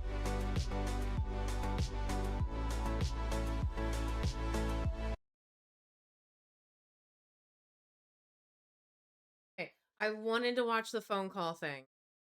But I also know I like missed everything that happened at the Golden Globes too. I heard Nikki Glasser was really good. I'm like super behind on like not necessarily pop culture news, but like normie news, I guess, because I've been so into politics. But Animal Crossing update. I'm having cheese and saltines. Wait, what's the Golden Globes? It's like an award show for like celebrities to praise themselves. Very American. Kind of like the Oscars, but I think slightly different somehow. I don't know. But anyway. The Trump phone I wanted to watch because it humiliates him. And it would be nice to watch something while I'm eating something funny. And then I probably will watch the what happened at the Golden Globes. Trump Mobile, the golden Trump phone, supposed to come out 2025 of summer. So now the beginning of 2026. I can't believe one, Moist Critical is covering this, and two, oh my god, two, this is Moist Critical. If you haven't heard of them, go follow them. But they're like one of the biggest YouTubers. He's got 17 million followers. I don't know many people who don't know who Charlie is reacting to Charlie. Yes. Now you understand why I have the Charlie Kirk meme as the first. Because I'm Charlie and I like that song. Still no phone, still no pickles. And you might hear the little Banjo-Kazooie backing track right now to this video. It's because I'm on hold with Trump Mobile support to check on my pre-order to see what's gone so awry that the phone still hasn't arrived. The Trump family's attempt to launch a new smartphone is off to a rough start. You may remember back in June, Eric Trump and Donald Trump Jr. announced the launch of a new American-made mobile phone along with a wireless Oh my god, are you guys suddenly realizing it's all a scam? service they called Trump Mobile. The release was originally slated to happen in August, but Almost anybody from New Jersey could have told you that shit. now it's November and people are still waiting. I've tried to get a hold of Trump Mobile's customer support for a little while now, a couple days, to no avail. So now I'm just on hold waiting to see what's going on with it. Because, I mean, it's, you know, the Made in America, well, scratch that, they actually got rid of that. It's no longer Made in America. They don't claim that it's an American-made phone anymore. It's just a proudly American phone, according to their website now that they've updated. And for $500, it was a really, like, great deal, which defied all laws of physics and everything we knew about manufacturing to get a phone to that level. Every single human being on the planet with a functioning frontal lobe could have told you there's no way to make a $500 phone in America. That music is so annoying. So now they've abandoned that marketing mumbo jumbo entirely. Oh, I thought I was about to get a hold of someone there, but that happens a lot. It starts to like break up because there's only one song that they loop forever and they can't even do that smoothly. But yeah, anyway, I wanted to see what's going on with Trump Mobile because the phone still hasn't been delivered. There's no signs of life. There's no pulse at that company, if the company even exists in the first place. I'm starting to get skeptical now. And yeah, I'll just keep you updated as I continue to stay on hold endlessly in this fucking void, this purgatory that they've locked me in here. Alright, let's try again. Yesterday they were closed, so this is right in business hours and business time. Thank you for calling Trump Mobile. For English, press 1. Para español, oprima el número dos. Press 1 to open a new Trump Mobile account. Otherwise, press 2 for support with an existing Trump Mobile account. Thank you for calling Trump Mobile. Your call is very important to us. To ensure the highest level of customer care, this call may be recorded for quality control and training purposes. Please hold, and our next available representative will be with you shortly. You can also visit our website at www.trumpmobile.com to apply for a new account or access your personal account portal. Hey, I just wanted to check on the status of my pre-order. I'll be more than happy to go ahead and assist you, ma'am. Please have the telephone number your account is under. Now, interestingly enough, I gave them a bunch of phony baloney information. Like, the email and phone number I gave them are not associated with any Trump phone or Trump mobile pre-orders, yet somehow they found my account.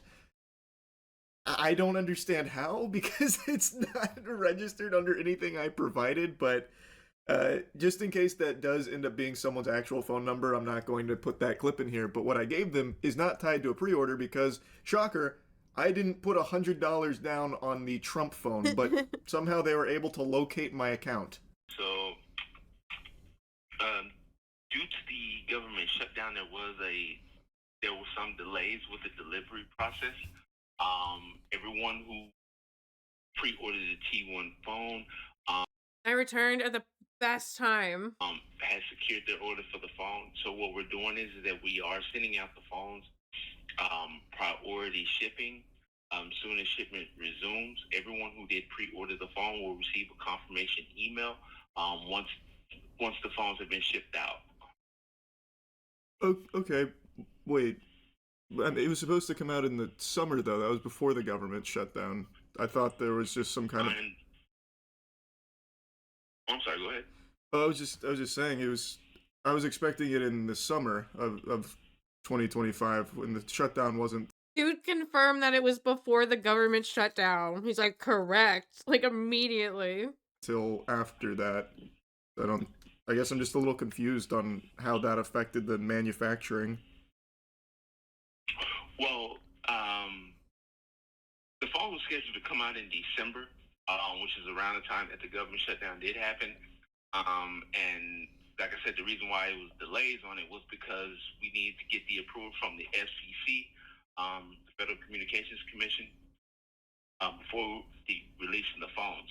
And so that's why we are doing priority shipping to get the phones out to the customers as soon as possible. Is there a time I should be expecting it? Like, is there an ETA? As of right now, we don't have like an exact time frame. We were just told just to update the customers. Once shipment resumes, we will be communicating with all of our customers via email. Okay, well, but I'm sorry for the skepticism. I'm just getting a little concerned because it's been a while. The phone is real though, right? Have you, you've held one? Honestly, me myself, I have not actually held one in my hands, but they are real. You can also go to our website at trumpmobile.com, and like I said, it does have all the information about the phone as well. Well, yeah, I see it on the... I think that guy's AI. Like, I really feel like the customer service person is AI. It just feels like... It feels weird. It's like he's almost reading like a script. Site. It's just me and my family we were kind of expecting it by now. Do you know anyone that has held one? Like, do you know anyone that's using one currently or anything like that? I'm gonna be honest with you. No. Because like I said, everyone pre-ordered the phone, has not gotten their phone as of yet. So, from my my knowledge that I know of, no one has received their T1 phone as of yet. And we know that, like I said, the customers haven't, been waiting on it, and we do value our customers. And like I said, that's why we are trying to, expedite the process to get the phones out as soon as possible. Okay, well, I appreciate the honesty. I guess I'll just sit tight then until I get that email. I really appreciated how honest this guy was. It would have been super easy to say, oh yeah, I'm actually holding a Trump phone right now. But he didn't do that. He just said, yeah, I've never held one. I don't know anyone that ever has. Like, I appreciate that he was willing to be that open. He seems like a good guy. And I imagine they're probably getting flooded with actual customers being very concerned where their phone is because they've actually... Yeah, RAM is surging through the roof right now.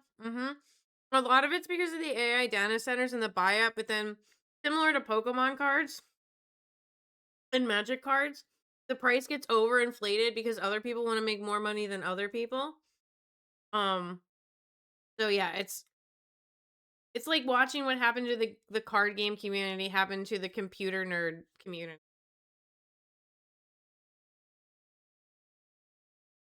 I guess it's a good thing that I bought 32 gigabytes of RAM beforehand. Yeah. They put money on it, and it's not like it's an insignificant amount of money. Hold on, you want to see something?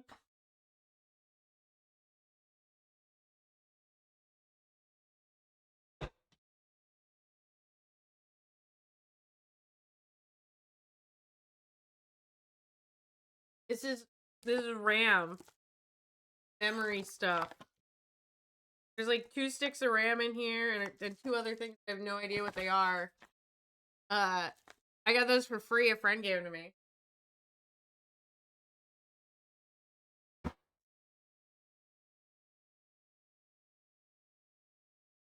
It was pretty awesome. $100 for a phone that was supposed to ship like 5, almost 6 months ago now, and when you go to the website, they still proudly say that it's coming out by the end of the year, which was 2025. That year is now past, that year's in the books now, it's done and dusted, and they still have it on their website that if you're pre-ordering now, you are going to be getting it by the end of the year. 2025 is the assumption because it's been there since 2025. It's pretty absurd. In fact, when you go to their website, you can still put the $100 down to this day, despite there being no evidence of the phone's existence, not even from customer support. You can still put $100 to the idea of the golden Trump phone, despite no planned or expected release date or anything to bring further clarity to the whereabouts of this unicorn they're calling. Did we get to go to the hobby store bidder? You never told us if we were good.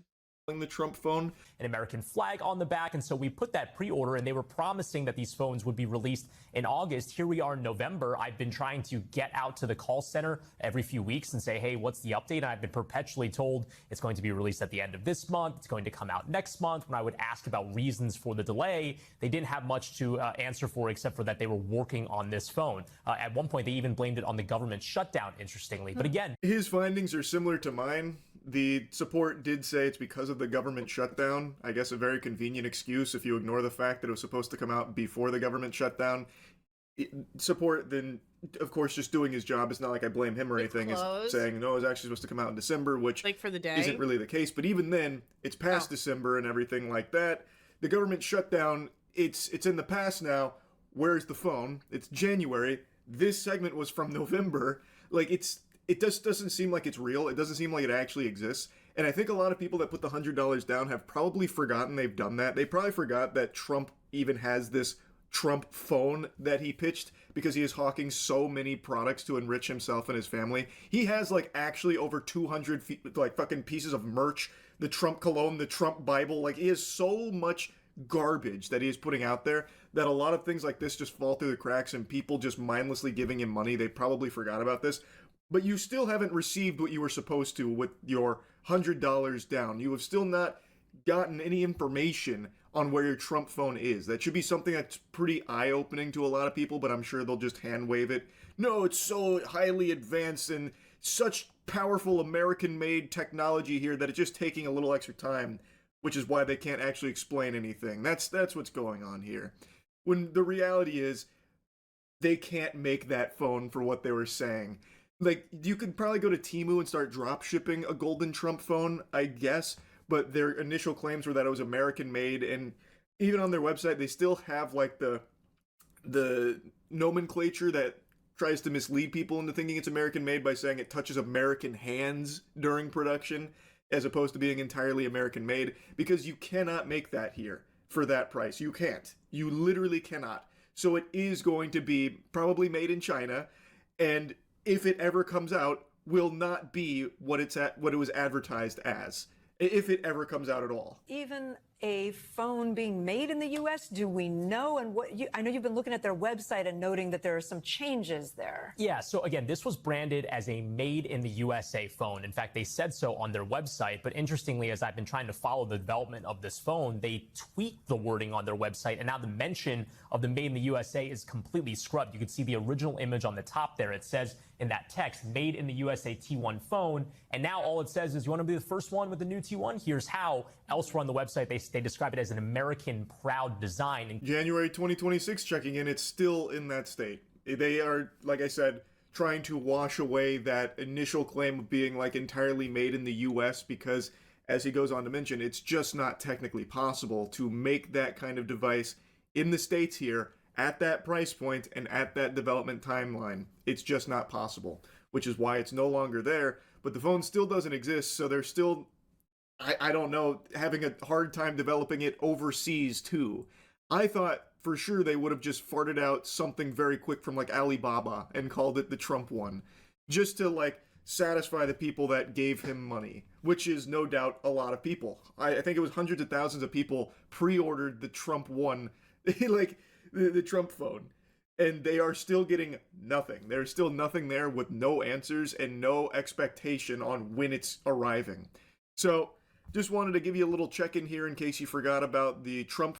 Well, and who's gonna hold them accountable? You know? Like no one's holding anybody accountable. Phone, it's not looking good. I'm sorry to tell you, sports fans, but it's looking like you got schmeckeldorfed. That's really about it. See ya.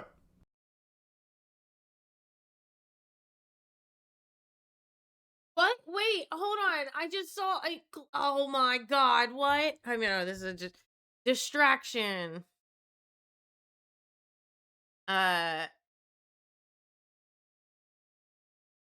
Official quits after division refused to probe Minnesota ICE shooting.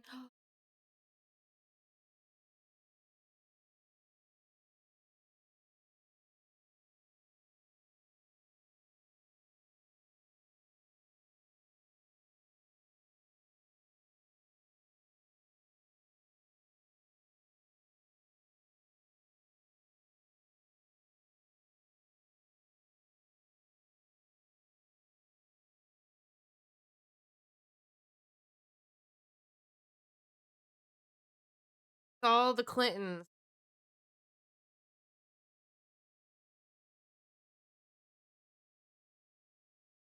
Clintons refused to testify in House Epstein inquiry. That's suspicious.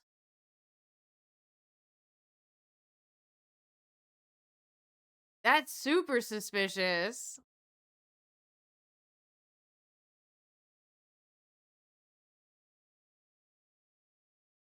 Other video.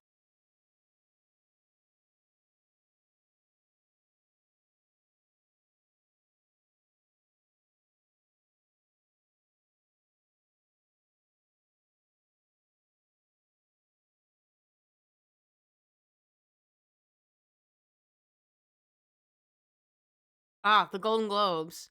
I got stream on my TV. Hi, Blue from the TV. Can't wait till I Hearts, say thank something you. dumb and inappropriate. This is the most Cynthia Erivo excuse ever. Okay. They're coming. So, this is Hugo Henderson. I feel like I've watched one of their videos before, not on stream, because if the voice sounds really, really. Oh, he did the what was it? The 2000s countdown or something like that. He did. Oh, the 2025 countdown. That's what we watched. I knew I remembered him. Okay, yeah, go subscribe to his channel. I really liked his you know, the things that happened in 2025. He incorporated a lot of things that I enjoyed. But this is his breakdown of the Golden Globes. I saw a few things on like TikTok and one or two things on Twitter, but most of my feeds have been about Minneapolis, and I'm not complaining. That's a great thing. I think more people need to talk and rise up. And that's not me memeing. That's me being absolutely serious. But I do want to kind of check in on normie culture. They're coming. Yeah, we do that a lot. Did you watch the 2026 Golden Globes? Well, I did, so you don't have to. Let's start with the red carpet because a lot happened. Ariana Grande is on the red carpet with her signature ponytail. We are so back. The queen is back. Bow down. But while she was with her ponytail, she was without Cynthia Erivo. She could not attend tonight because she was too busy working on her one-woman rendition of Dracula, where she would be playing all 23 parts. I am proud to present West Side Story. I will be playing all the parts. Thank you. This is the most Cynthia Erivo excuse ever. I just love What? I'm playing Dracula and also all of the characters. I would love to see that. I'm not gonna lie. That sounds fun. how this adds to the messy So it's like a Game of the Year Awards, but with people? Yes. promotional tour of the Wicked movie. To see all of the mess that happened, go watch my video on it. We get an interview with Glenn Powell, but for some reason CBS plays the beginning of it 3 times. Joined by Glenn Powell, and I'm looking for the rest of his family. Where is everybody? Joined by Glenn Powell, and I'm looking for the rest of his... Joined by Glenn Powell, and I'm looking for the rest of his family. Where is everybody else? They're here somewhere. Mess. We also find out that this... Why is he so wet? For the rest of his family. Where is everybody else? They're here Why is he so slick? somewhere. Mess. We also find out that this red carpet is a hot mess. Literally. Hello, how are you? I'm hot. It's absolutely 89 degrees in here. It sure is. It's hot in there. That's why he's all moist. It's so hot, it's like a sauna. Jennifer Lawrence is on the red carpet, or as I now like to call her, the blonde Dakota Johnson. She would definitely be invited to the Dakota Johnson Halloween party and would definitely be the most drunk that night. Also, she kinda looks like she's living the life of a showgirl. She's giving versatility tonight. Odessa Azion is on the red carpet, most notable for her role in Marty Supreme, and also from all of the is it a wig or is it not a wig discourse. There's a whole debate. Is it a wig? Is it not? I guess we'll never know. Wig? Did you just say wig? Yes. I know. Wig. I feel that already. Jennifer Lopez is in attendance and looks absolutely stunning. She looks like Lola Fish from Shark Tale. Miley Cyrus is on the red carpet. She is soft launching the Hannah Montana 20th anniversary. All we need are the bangs. What? Hudson Williams and Connor Story are both on the red carpet, stars of the romance Heated Rivalry. Every lady in the house was Fujo. I haven't seen it. I hear it's really good. I'm just glad, like, what is it? Yowie's back. They're bringing Yowie back. None of us know how to act. Showing tonight. The girls are wet tonight. They look like they're in the X-Men movie. Sorry. Even Gayle King was excited that they came. The buzz the whole night, and I'm not exaggerating, is they're coming. Yeah, we do that a lot.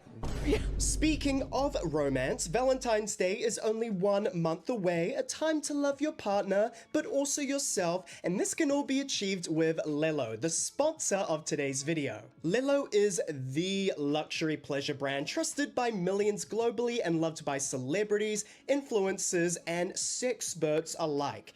This is not about gimmicks or trends, it's all about pleasure that is elevated, intentional, and damn good looking. Let's just say if Lelo products were in the Golden Globes goodie bag that they give out to all the celebrities, it would be the best thing in the bag. And right now, they are having a Valentine's sale. Lelo has toys for all anatomies. For example, the Lelo Switch, a double-ended wand for double the pleasure, or the Sona 3, a high-tech toy that uses sonic waves for top-tier stimulation. But anyone with a prostate, listen up right now. You can enjoy yourself with Hugo. And no, I'm not referring to myself in the third person, I am talking about the app-controlled prostate massager, the Hugo. This one in particular is the Hugo 2, an updated design with prolonged battery life and 20% more power than the original. It's perfect for solo players looking for a big O, but also for couples because your partner can control the settings in the Lelo app, bringing connection and shared pleasure anytime. It's all about taking your intimacy to the next level and enjoying even more satisfying experiences and standing O's with Lelo, which has toys for all preferences. Just so you guys know, the 3-minute ad break's about to happen.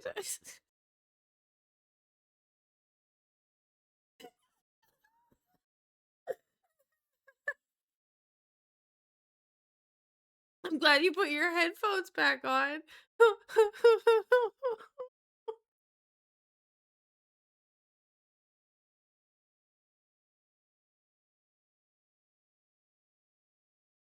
If you don't want to see the ads, subscribe. If you don't want others to see the ads, give them a sub.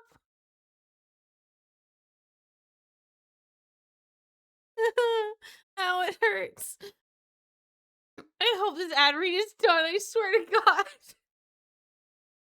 And anatomies. Whether it is a gift for you or your special someone, this Valentine's Day, love can be luxurious with Lelo. Use my code HUGO15 to get a stackable 15% discount on top of Lelo's exclusive Valentine's Day sales. Although Hudson and Connor did not walk the red carpet together, Connor bumped into Stop so you can see sex toys ads. I'm gonna get banned. Stop. Lisa Rinna that was pretty much cosplaying as Hudson Williams. He also took a shot with Io Adebari. Yeah, we just met tonight. Yeah, it was really amazing. We just met tonight. I thought he was fantastic. Charlie XCX is on the red carpet.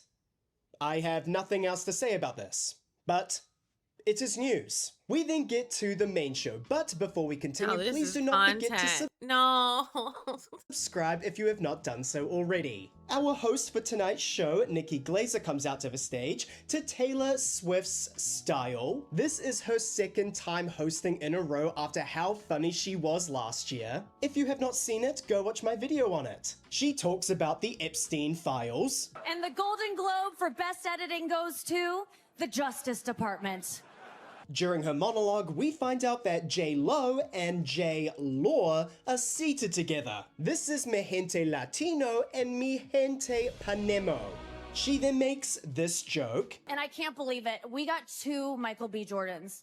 When I saw that, I was like, Nikki B. Jerkin, because that was awesome.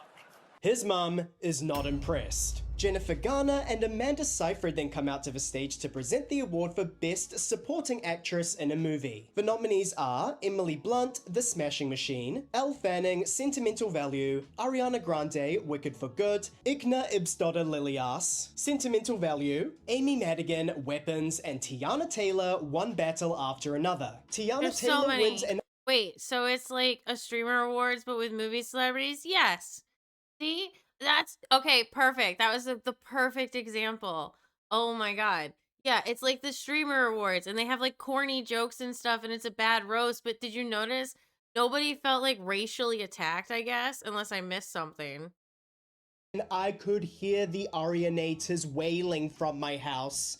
But let's just say, all's fair. The show allegedly lost 67% of its viewers after it was announced that Ariana lost. During the commercial break, Miley Cyrus and Selena Gomez reunite, knowing that Nick Jonas is also at the show tonight. Well done, mama. The fact that the Disney Channel drama timeline continues to develop every day. Go watch my video talking about the entire thing here. Kevin Bacon and Kyra Sedgwick then come out to the stage to present the award for Best Supporting Actor in a Movie. The nominees are Benicio del Toro, One Battle After Another, Jacob Elordi, Frankenstein, Paul Mescal, Hamnet, Sean Penn, One Battle After Another, Adam Sandler, Jay Kelly, and Stellan Skarsgård, Sentimental Value. The patriarch of nepotism in Hollywood, Stellan Skarsgård, wins. Priyanka Chopra Jonas and Lalisa come out to the stage to present the award for Best Actor in a TV Drama. The nominees are Sterling K. Brown, Paradise, Diego Luna, Andor,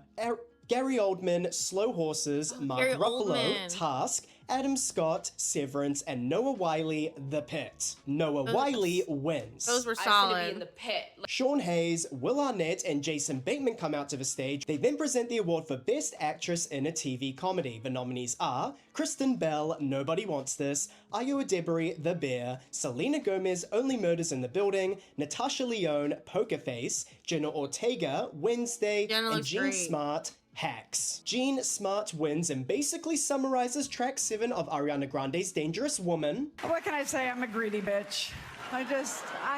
Justin Hartley and Luke Grimes then come out to the stage to present the award for Best Supporting Actor in a TV Series. The nominees are Owen Cooper, Adolescence, Billy Crudup, The Morning Show, Walton Goggins, The White Lotus, Yes! Jason Isaacs, The White Lotus, Tramel Tillman, Severance, Oh my god, I hope Groggins gets it. and Ashley Walters, Adolescence. Owen Cooper wins. Oh. He talked about how much he had to overcome. Went to drama classes. I was the only boy there. It was embarrassing, but you know, I got through it.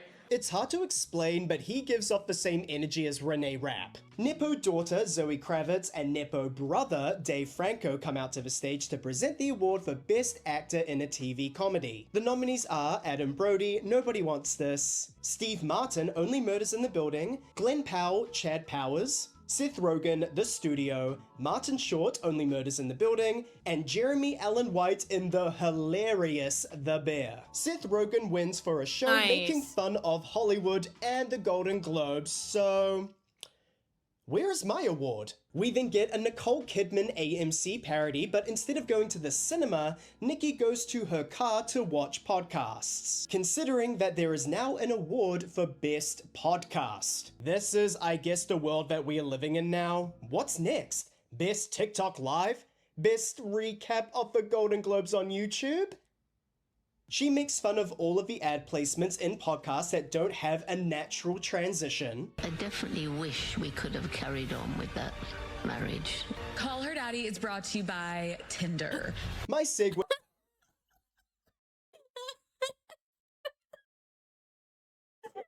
That's something they call Midas touch up for. They'll be in the middle of a sentence and it'll just cut to an ad and I beg them in the comments. Was pretty good in this video, right?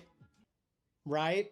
Snoop Dogg then comes out to the stage to present the award for Best Podcast. The nominees are Armchair Expert with Dax Shepard, Call Her Daddy, Good Hang with Amy Poehler, The Mel Robbins Podcast. She has a YouTube subscriber plaque hung up behind her. I wish I could do the same, but you guys will not hit that subscribe button.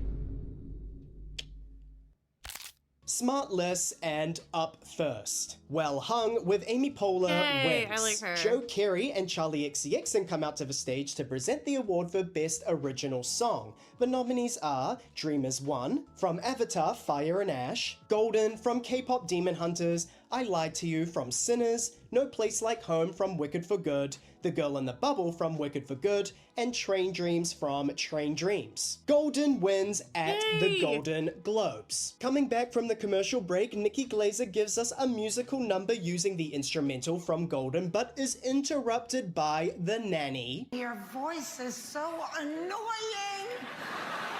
Macaulay Culkin then comes out to the stage to present the award for Best Screenplay. The nominees are One Battle After Another, Marty Supreme, Sinners, It Was Just an Accident, Sentimental Sinners Value, gets it. and Hamnet. One Battle After Another wins. Pamela Anderson and Miley Cyrus then come out to the stage to present the award for Best Actress in a Comedy or Musical Movie. The nominees are Rose Byrne, If I Had Legs I'd Kick You, Cynthia Erivo, Wicked for Good, Kate Hudson, Songs Sung Blue, Chase Infinity, One Battle After Another, Amanda Seyfried, The Testament of Anne love Lee, her. and Emma Stone, Begonia. Rose her. Byrne wins, and she has the weirdest explanation for why her husband is not with her tonight. Wait, is Stavi at the Golden Globes? Getting a bearded dragon, and he went to a reptile expo in New Jersey. So. Yeah, New Jersey shout out!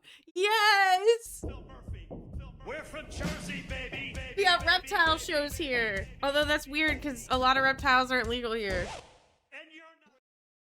Jennifer Lopez comes out to the stage while Jenny by Jenny Plays, because Jennifer Lopez's name is Jenny. Get it? She then presents the award for Best Actor in a Comedy or Musical Film. Before revealing the nominees, she was fingering the winner's card, making everyone backstage frightened that she was going to announce the winner before the nominees. The nominees are Which were Timothée Chalamet, Marty Supreme, George Clooney, Jay Kelly, Leonardo DiCaprio, One Battle After Another, Ethan Hawke, Blue Moon, Lee Byung-hun, No Other Choice, and Jesse Plemons, Begonia. Timothée Chalamet wins. Will he thank Kylie Jenner again tonight? We're about to find out. He sorta kinda did by referring to her the same way as that coworker we all know that we aren't completely sure whether they're gay or not does. For my partner, I love you. Thank you so much. Ursula and potentially Mother Gothel come out to the stage to present the award for Best Actor in a Limited Series. The nominees are Jacob Elordi, The Narrow Road to the Deep North, Paul Giamatti, Black Mirror, Stephen Graham, Adolescence, Charlie Hunnam, Monster, The Ed Gein Story, Jude Law, Black Rabbit, and Matthew Rhys, The Beast in Me. Stephen Graham wins. Melissa and Catherine... I like him. He played Al Capone in Boardwalk Empire. And then present the award for Best Actress in a Limited Series. The nominees are Claire Danes, The Beast in Me, Rashida Jones, Black Mirror, Amanda Seyfried, Long Bright River, Sarah Snook, All Her Fault, Michelle Williams, Dying for Sex, and Robin Wright, The Girlfriend. Michelle Williams wins, but she could not be there tonight to accept the award. Beyonce and Kelly must have been so proud. Kevin Hart then comes out to the stage to present the award for Best Box Office Achievement, so pretty much the Late Stage Capitalism Award. The nominees are Avatar, Fire and Ash, F1, K-Pop Demon Hunters, Mission Impossible, The Final Reckoning, Sinners, Weapons, Wicked for Good, and Zootopia 2. Sinners wins. Yes. While Nikki Glaser is announcing the next presenter and cracking some jokes, Alicia Silverstone is in the background not feeling it, or you could even say, looking clueless. Judd Apatow then comes out to the stage and once again brings up how he was mad that I'm currently reorganizing over 200 paints. Rip. The Martian won Best Comedy Movie. That's all right. Hobby's painting his army for a tournament thing this weekend. It's Kill Teams, I think. But yeah, he's got it's Sunday. 10 years ago. My film Trainwreck lost Best Comedy to Ridley Scott's The Martian. He then presents the award for Best Director. The nominees are Paul Thomas Anderson, One Battle After Another, Ryan Coogler, Sinners, Guillermo del Toro, Frankenstein, Jafar Panahi, It Was Just an Accident, Joachim Trier, Sentimental Value, and Chloe Zhao, Hamnet. Paul Thomas Anderson wins. Keegan-Michael Key and Mila Kunis come out to the stage to present the award for Best Animated Movie. The nominees are Arco, Demon Slayer, Elio, K-Pop Demon Hunters, Little Amelie or the character of Rain, and Zootopia 2. K-Pop Demon Hunters win. UFC fighters then randomly come out to the stage, don't say anything, and then just walk off. It's getting weird. What the fuck? Heated rivalry stars Hudson Williams and Connor Story then come out to the stage. Do you think everyone in the audience has seen Heated Rivalry? That's a movie. They then present the award for Best Supporting Actress in a TV Comedy. The nominees are Carrie Coon, The White Lotus, Erin Doherty, Adolescence, Hannah Einbinder, Hacks, Catherine O'Hara, The Studio, Parker Posey, The White Lotus, and Amy Lou Wood, The White Lotus. Yeah, why did they do that? Doherty wins. Wanda Sykes comes out to the stage to present the award for Best Stand-Up Special. The nominees are Britt Goldstein, Kevin Hart, Bill Mayer, Kumail Nanjiani, Ricky Gervais, who is not in attendance tonight, and Sarah Silverman. Ricky Gervais wins and Wanda drags him by making him thank the trans community. Ricky Gervais, because he would like to thank God and the trans community. Dakota Fanning and Queen Latifah then come out to the stage to present the award for Best Actress in a TV Drama. The nominees are Kathy Bates, Matlock, Britt Lauer, Severance, Helen Mirren, Mobland, Bella Ramsey, The Last of Us, Kerry Russell, The Diplomat, and Reyes Sehorn, Pluribus. Reyes Sehorn wins. Dakota and Queen then present the award for Best TV Drama. The nominees are The Diplomat, The Pit, Pluribus, Severance, Slow Horses, and The White Lotus. The Pit wins. I finna be in the pit. While celebrating, Bella Ramsey has been tied up by Glinda. She needed a Cynthia Erivo replacement bad. Mother, Ayo Edebiri, and soon-to-be mother, Haley Steinfeld then come out to the stage to present the award for Best Limited Series. The nominees are Adolescence, All Her Fault, The Beast in Me, Black Mirror, Dying for Sex, and The Girlfriend. Adolescence wins. Marlon Wayans and Adam Scott then come out to the stage to present the award for Best Comedy TV Series. The nominees are... I have realized I haven't been watching much new TV shows. Yeah, I'm like super out of the loop with a lot of these people. Abbott Elementary, The Bear, Hacks, Nobody Wants This, Only Murders in the Building, and The Studio. The Studio wins. Ana de Armas and Chris Pine then come out to the stage to present the award for Best Actress in a Movie Drama. The nominees are Jessie Buckley, Hamnet, Jennifer Lawrence, Die My Love, Julia Roberts, After the Hunt, Tessa Thompson, Hedda, and Ava Victor, Sorry Baby. Jessie Buckley wins and Jennifer Lawrence is choosing serenity in this moment. Diane Lane and Coleman Domingo then come out to the stage to present the award for Best Actor in a Movie Drama. The nominees are Joel Egerton, Train Dreams, Oscar Isaac, Frankenstein, Dwayne Johnson, The Smashing Machine, Michael B. Jordan, Sinners, Wagner Moira, The Secret Agent, and Jeremy Allen White, Springsteen, Deliver Me From Nowhere. Wagner Moira wins. Emma Roberts' aunt then comes out to the stage and gets a standing ovation for introducing Emma Roberts to the entertainment industry. She then presents the award for Best Comedy Movie. The nominees are Blue Moon, Begonia, Marty Supreme, No Other Oh my god, I hope Begonia gets it. Stavi's in that. Choice, Nouvelle Vague, and One Battle After Another. One Battle After Another wins. The Nespresso Man then comes out to the stage, but is interrupted by Don Cheadle for a mini Ocean's 11 reunion. He then presents the award for Best Drama Movie. The nominees are Frankenstein, Hamnet, It Was Just an Accident, The Secret Agent, Sentimental Value, and Sinners. Hamnet wins. And that is the end of the 2026 Golden Globes. What a hot mess. I don't know, it didn't seem that messy. Did not seem that messy. Alright, I'm gonna pop on games. I kind of want a game now. Feeling kind of gamery. Gonna be a gamer girl for a minute.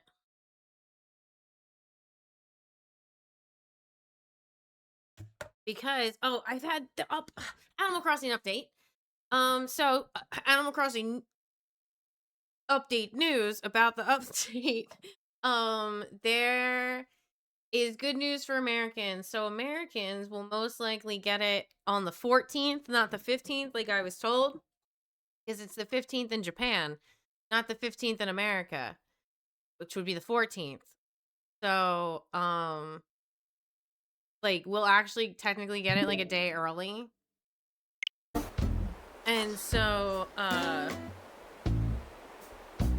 really excited. And sometimes the update does release early. So it'll be either the 14th or the 15th. So just keep your Switch nearby. What was I even doing? Oh, I was gonna sell all these.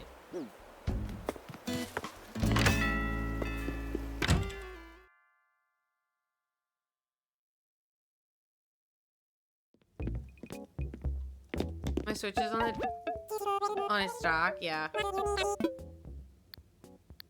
Oh, I should probably switch to Animal Crossing.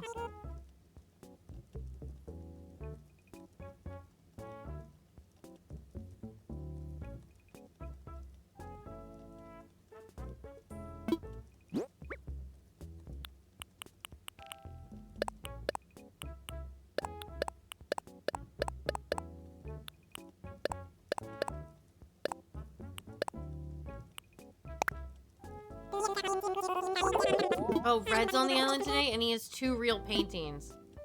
But I only bought one, because you can only buy one a day. Getting there. We're almost done the museum.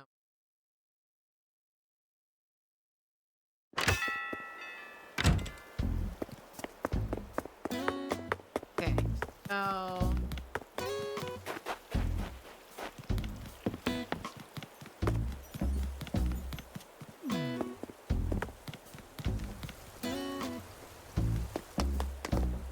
I just want to gift those musics. I already have them. Then I think, and then I kind of want to switch to Monster Hunter because it's fun. Or Thai. No, we'll probably go to Thai.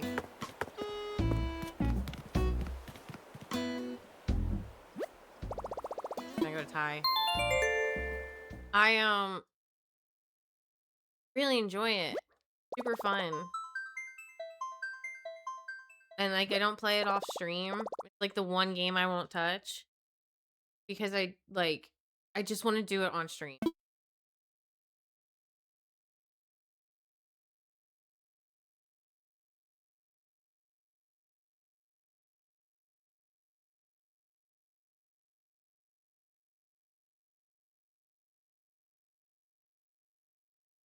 Oh, I don't need to.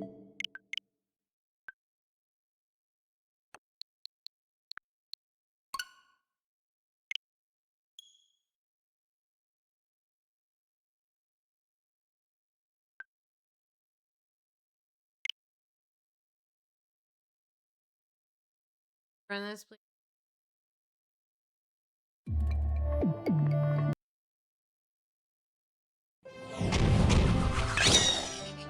Oh, no, I gotta turn the game down. It's really loud. I wish there was a Switch 2 emulator. Give it time.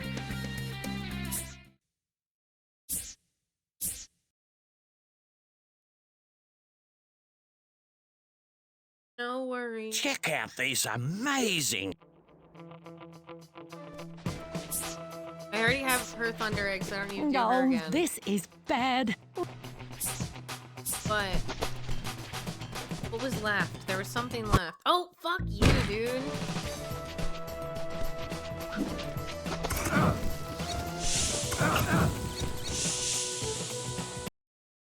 It was collect 300 opals. I have the 300. No, I need 4 more. I need 2 more Billy Billies. Skip the time attack.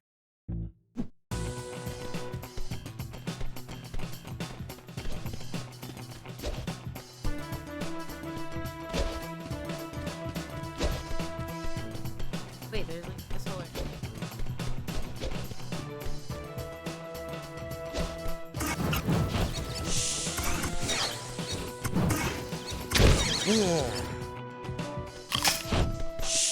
Yo, snow level? Yes, snow level. I don't know if you saw the jungle level. I also fought a giant warthog. The snow has compacted yeah, here, mate, so it's. Yes. The snow. No, stop. No.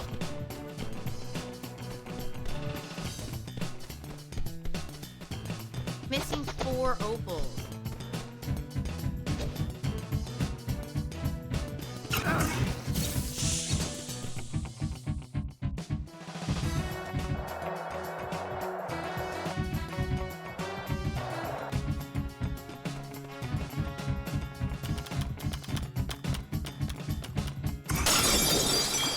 I think they might be in here.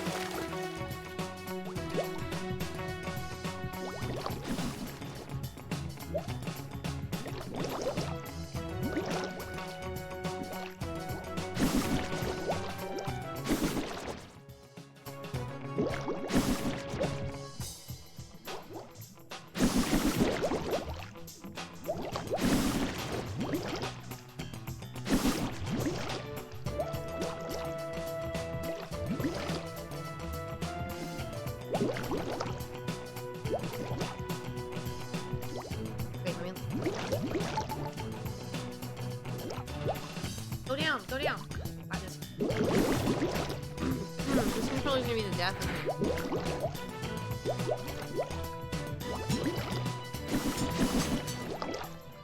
Not under the...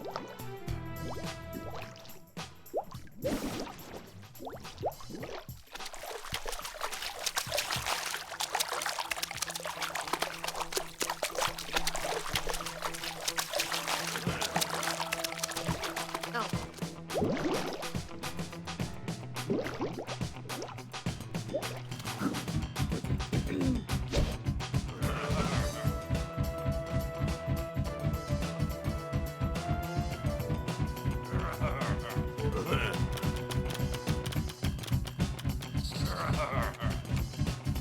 might try to fly down.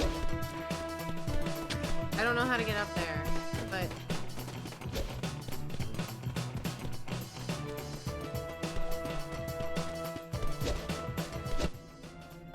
I'm off. Gotta be an adult now. Bye. Have fun adulting. Not high enough.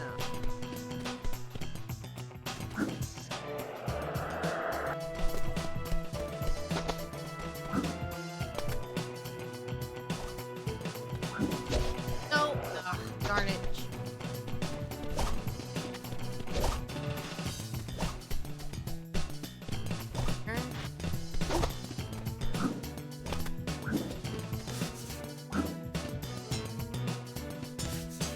Gotta get high enough.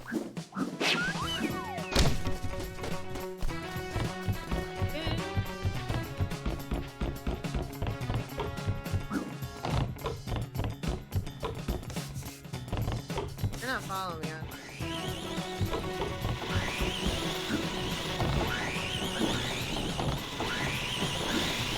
Ah! Shit. Well.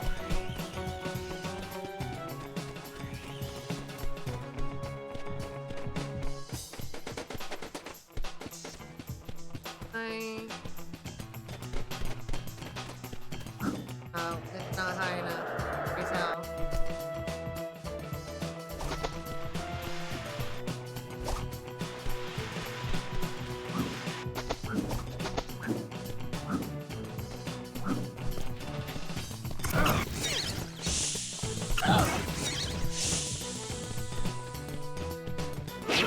Oh my god, it scared me.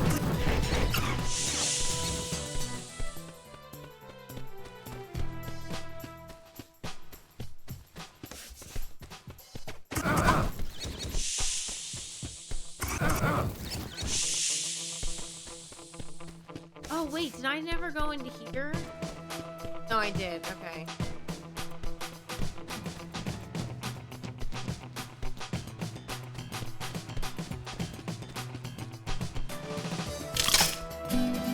Not what I needed.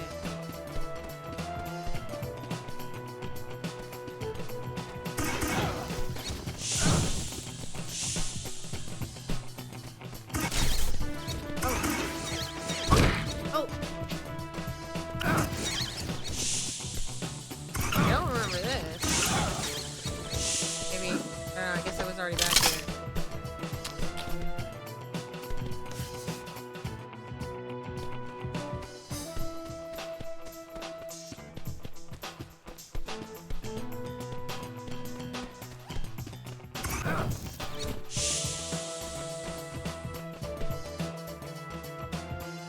Oh! How do I get up there?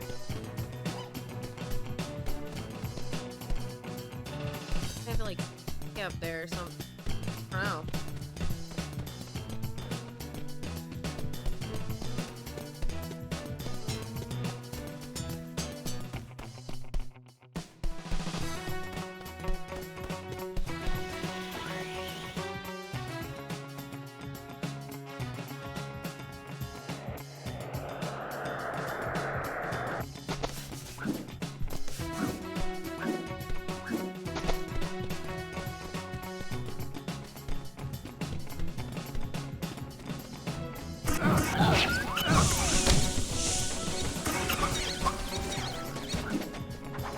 No!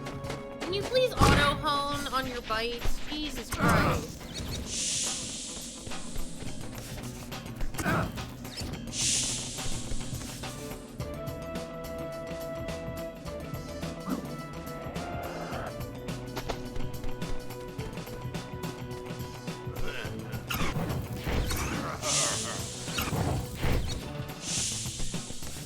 I don't think they're in there.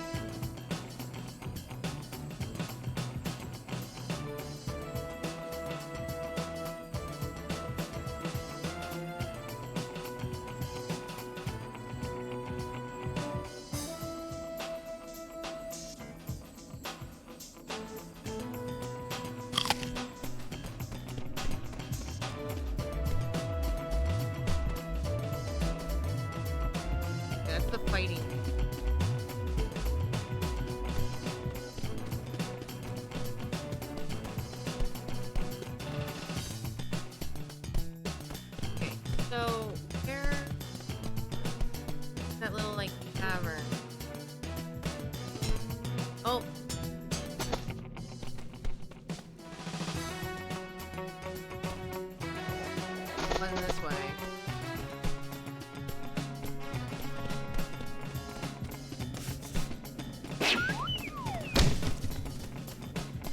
I think I'm gonna call it on this level. I think I'll come back. It's annoying. I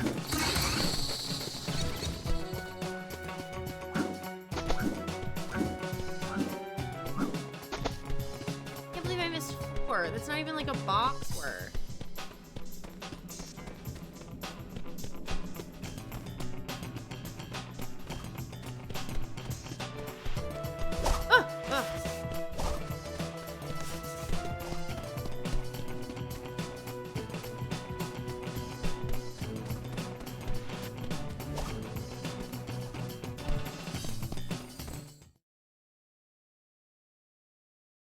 Watch, there's probably like a singular crate somewhere that I missed. Even though I was like, no, it's not a box.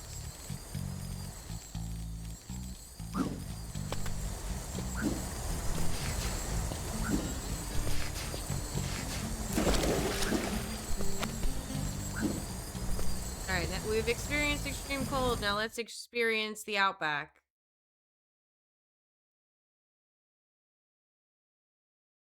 This is it, the wide open outback. What a glorious view. Lots of sand, red earth and rock, and some more sand, and another rock, and more yes, it's glorious, all right.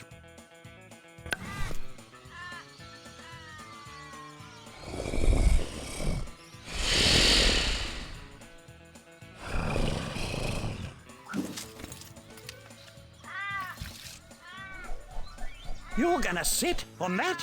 Are you feeling all right, mate? Ah, he's a big pussycat when you get to know him. Right, Ty? Yeah, right as rain. I'll use this, me lasso ring. Where did you get that? Where did you get that?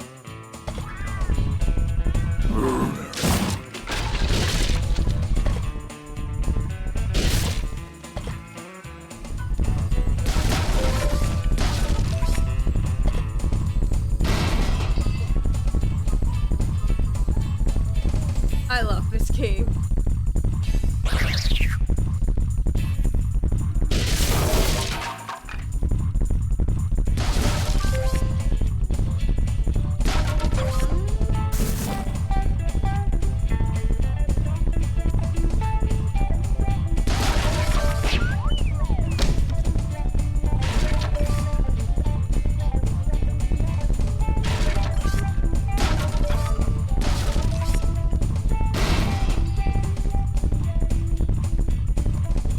Are there bad guys in this level, or is the challenge me just controlling this thing?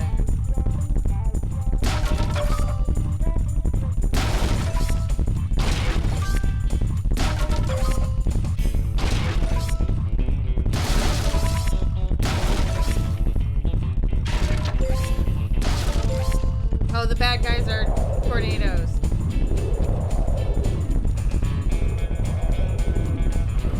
God damn it.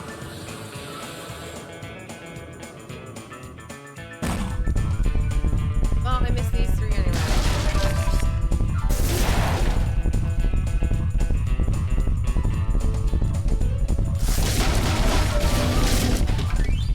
Oh, I got a life.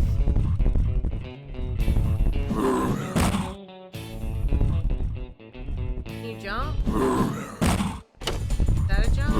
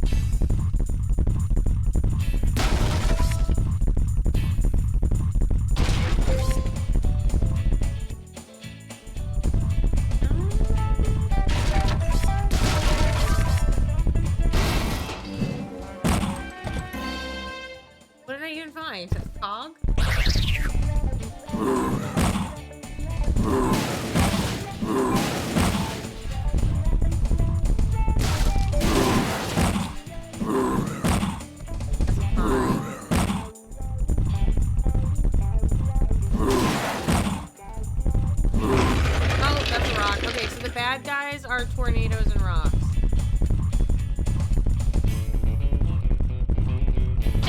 And my ability to control this. And potentially the sunset.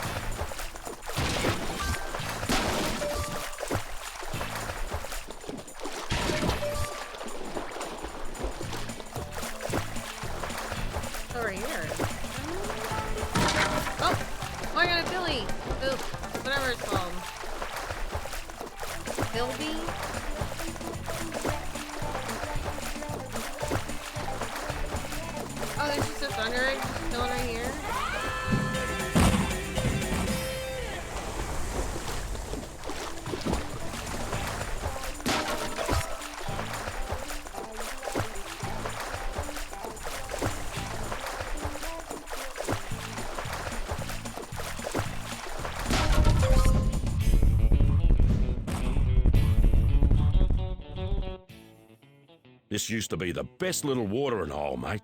It had crystal clear drinking water and was a great place for a bit of a paddle. Right, so what happened to it? That Galar boss Cass decided this would make a nice little toxic this game waste made me dump. woke. I don't know how, Ty, but we have to stop those pumps. You're a top bloke, Ty. Just keep an eye out for those rotten frill lizards. Hey, mate, maybe you should aim at those pipes.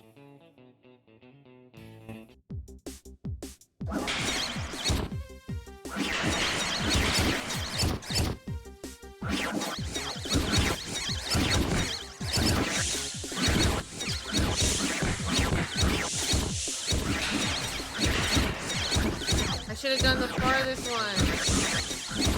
God. Plan. Oh no! How did we get there so fast?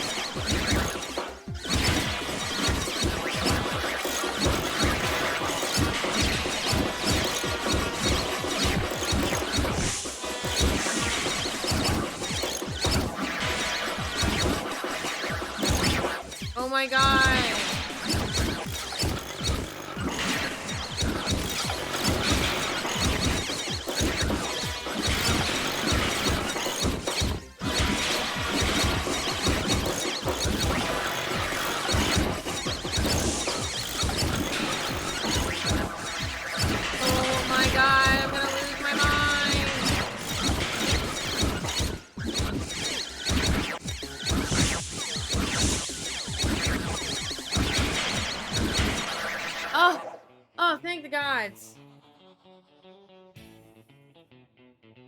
Anya, mate, you did it. Look at those beautiful animals. It's moments like these that make me proud to be a ranger. Oh, I want you to have this. Oh, sorry, mate. I've got something in my eye. Hey, sweet. Guy's like, yeah, whatever, give it to me. Whatever. Ah, yeah, sweet. Move on. Got shit to do. Am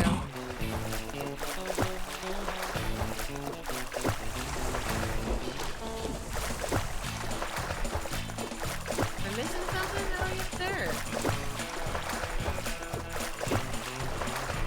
Oh, there's something.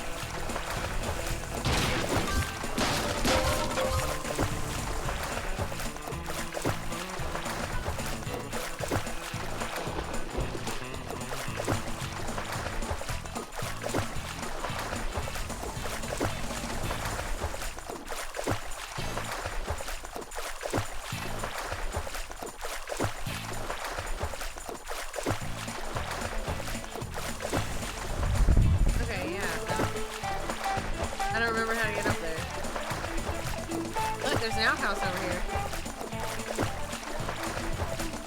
Sorry, a shed.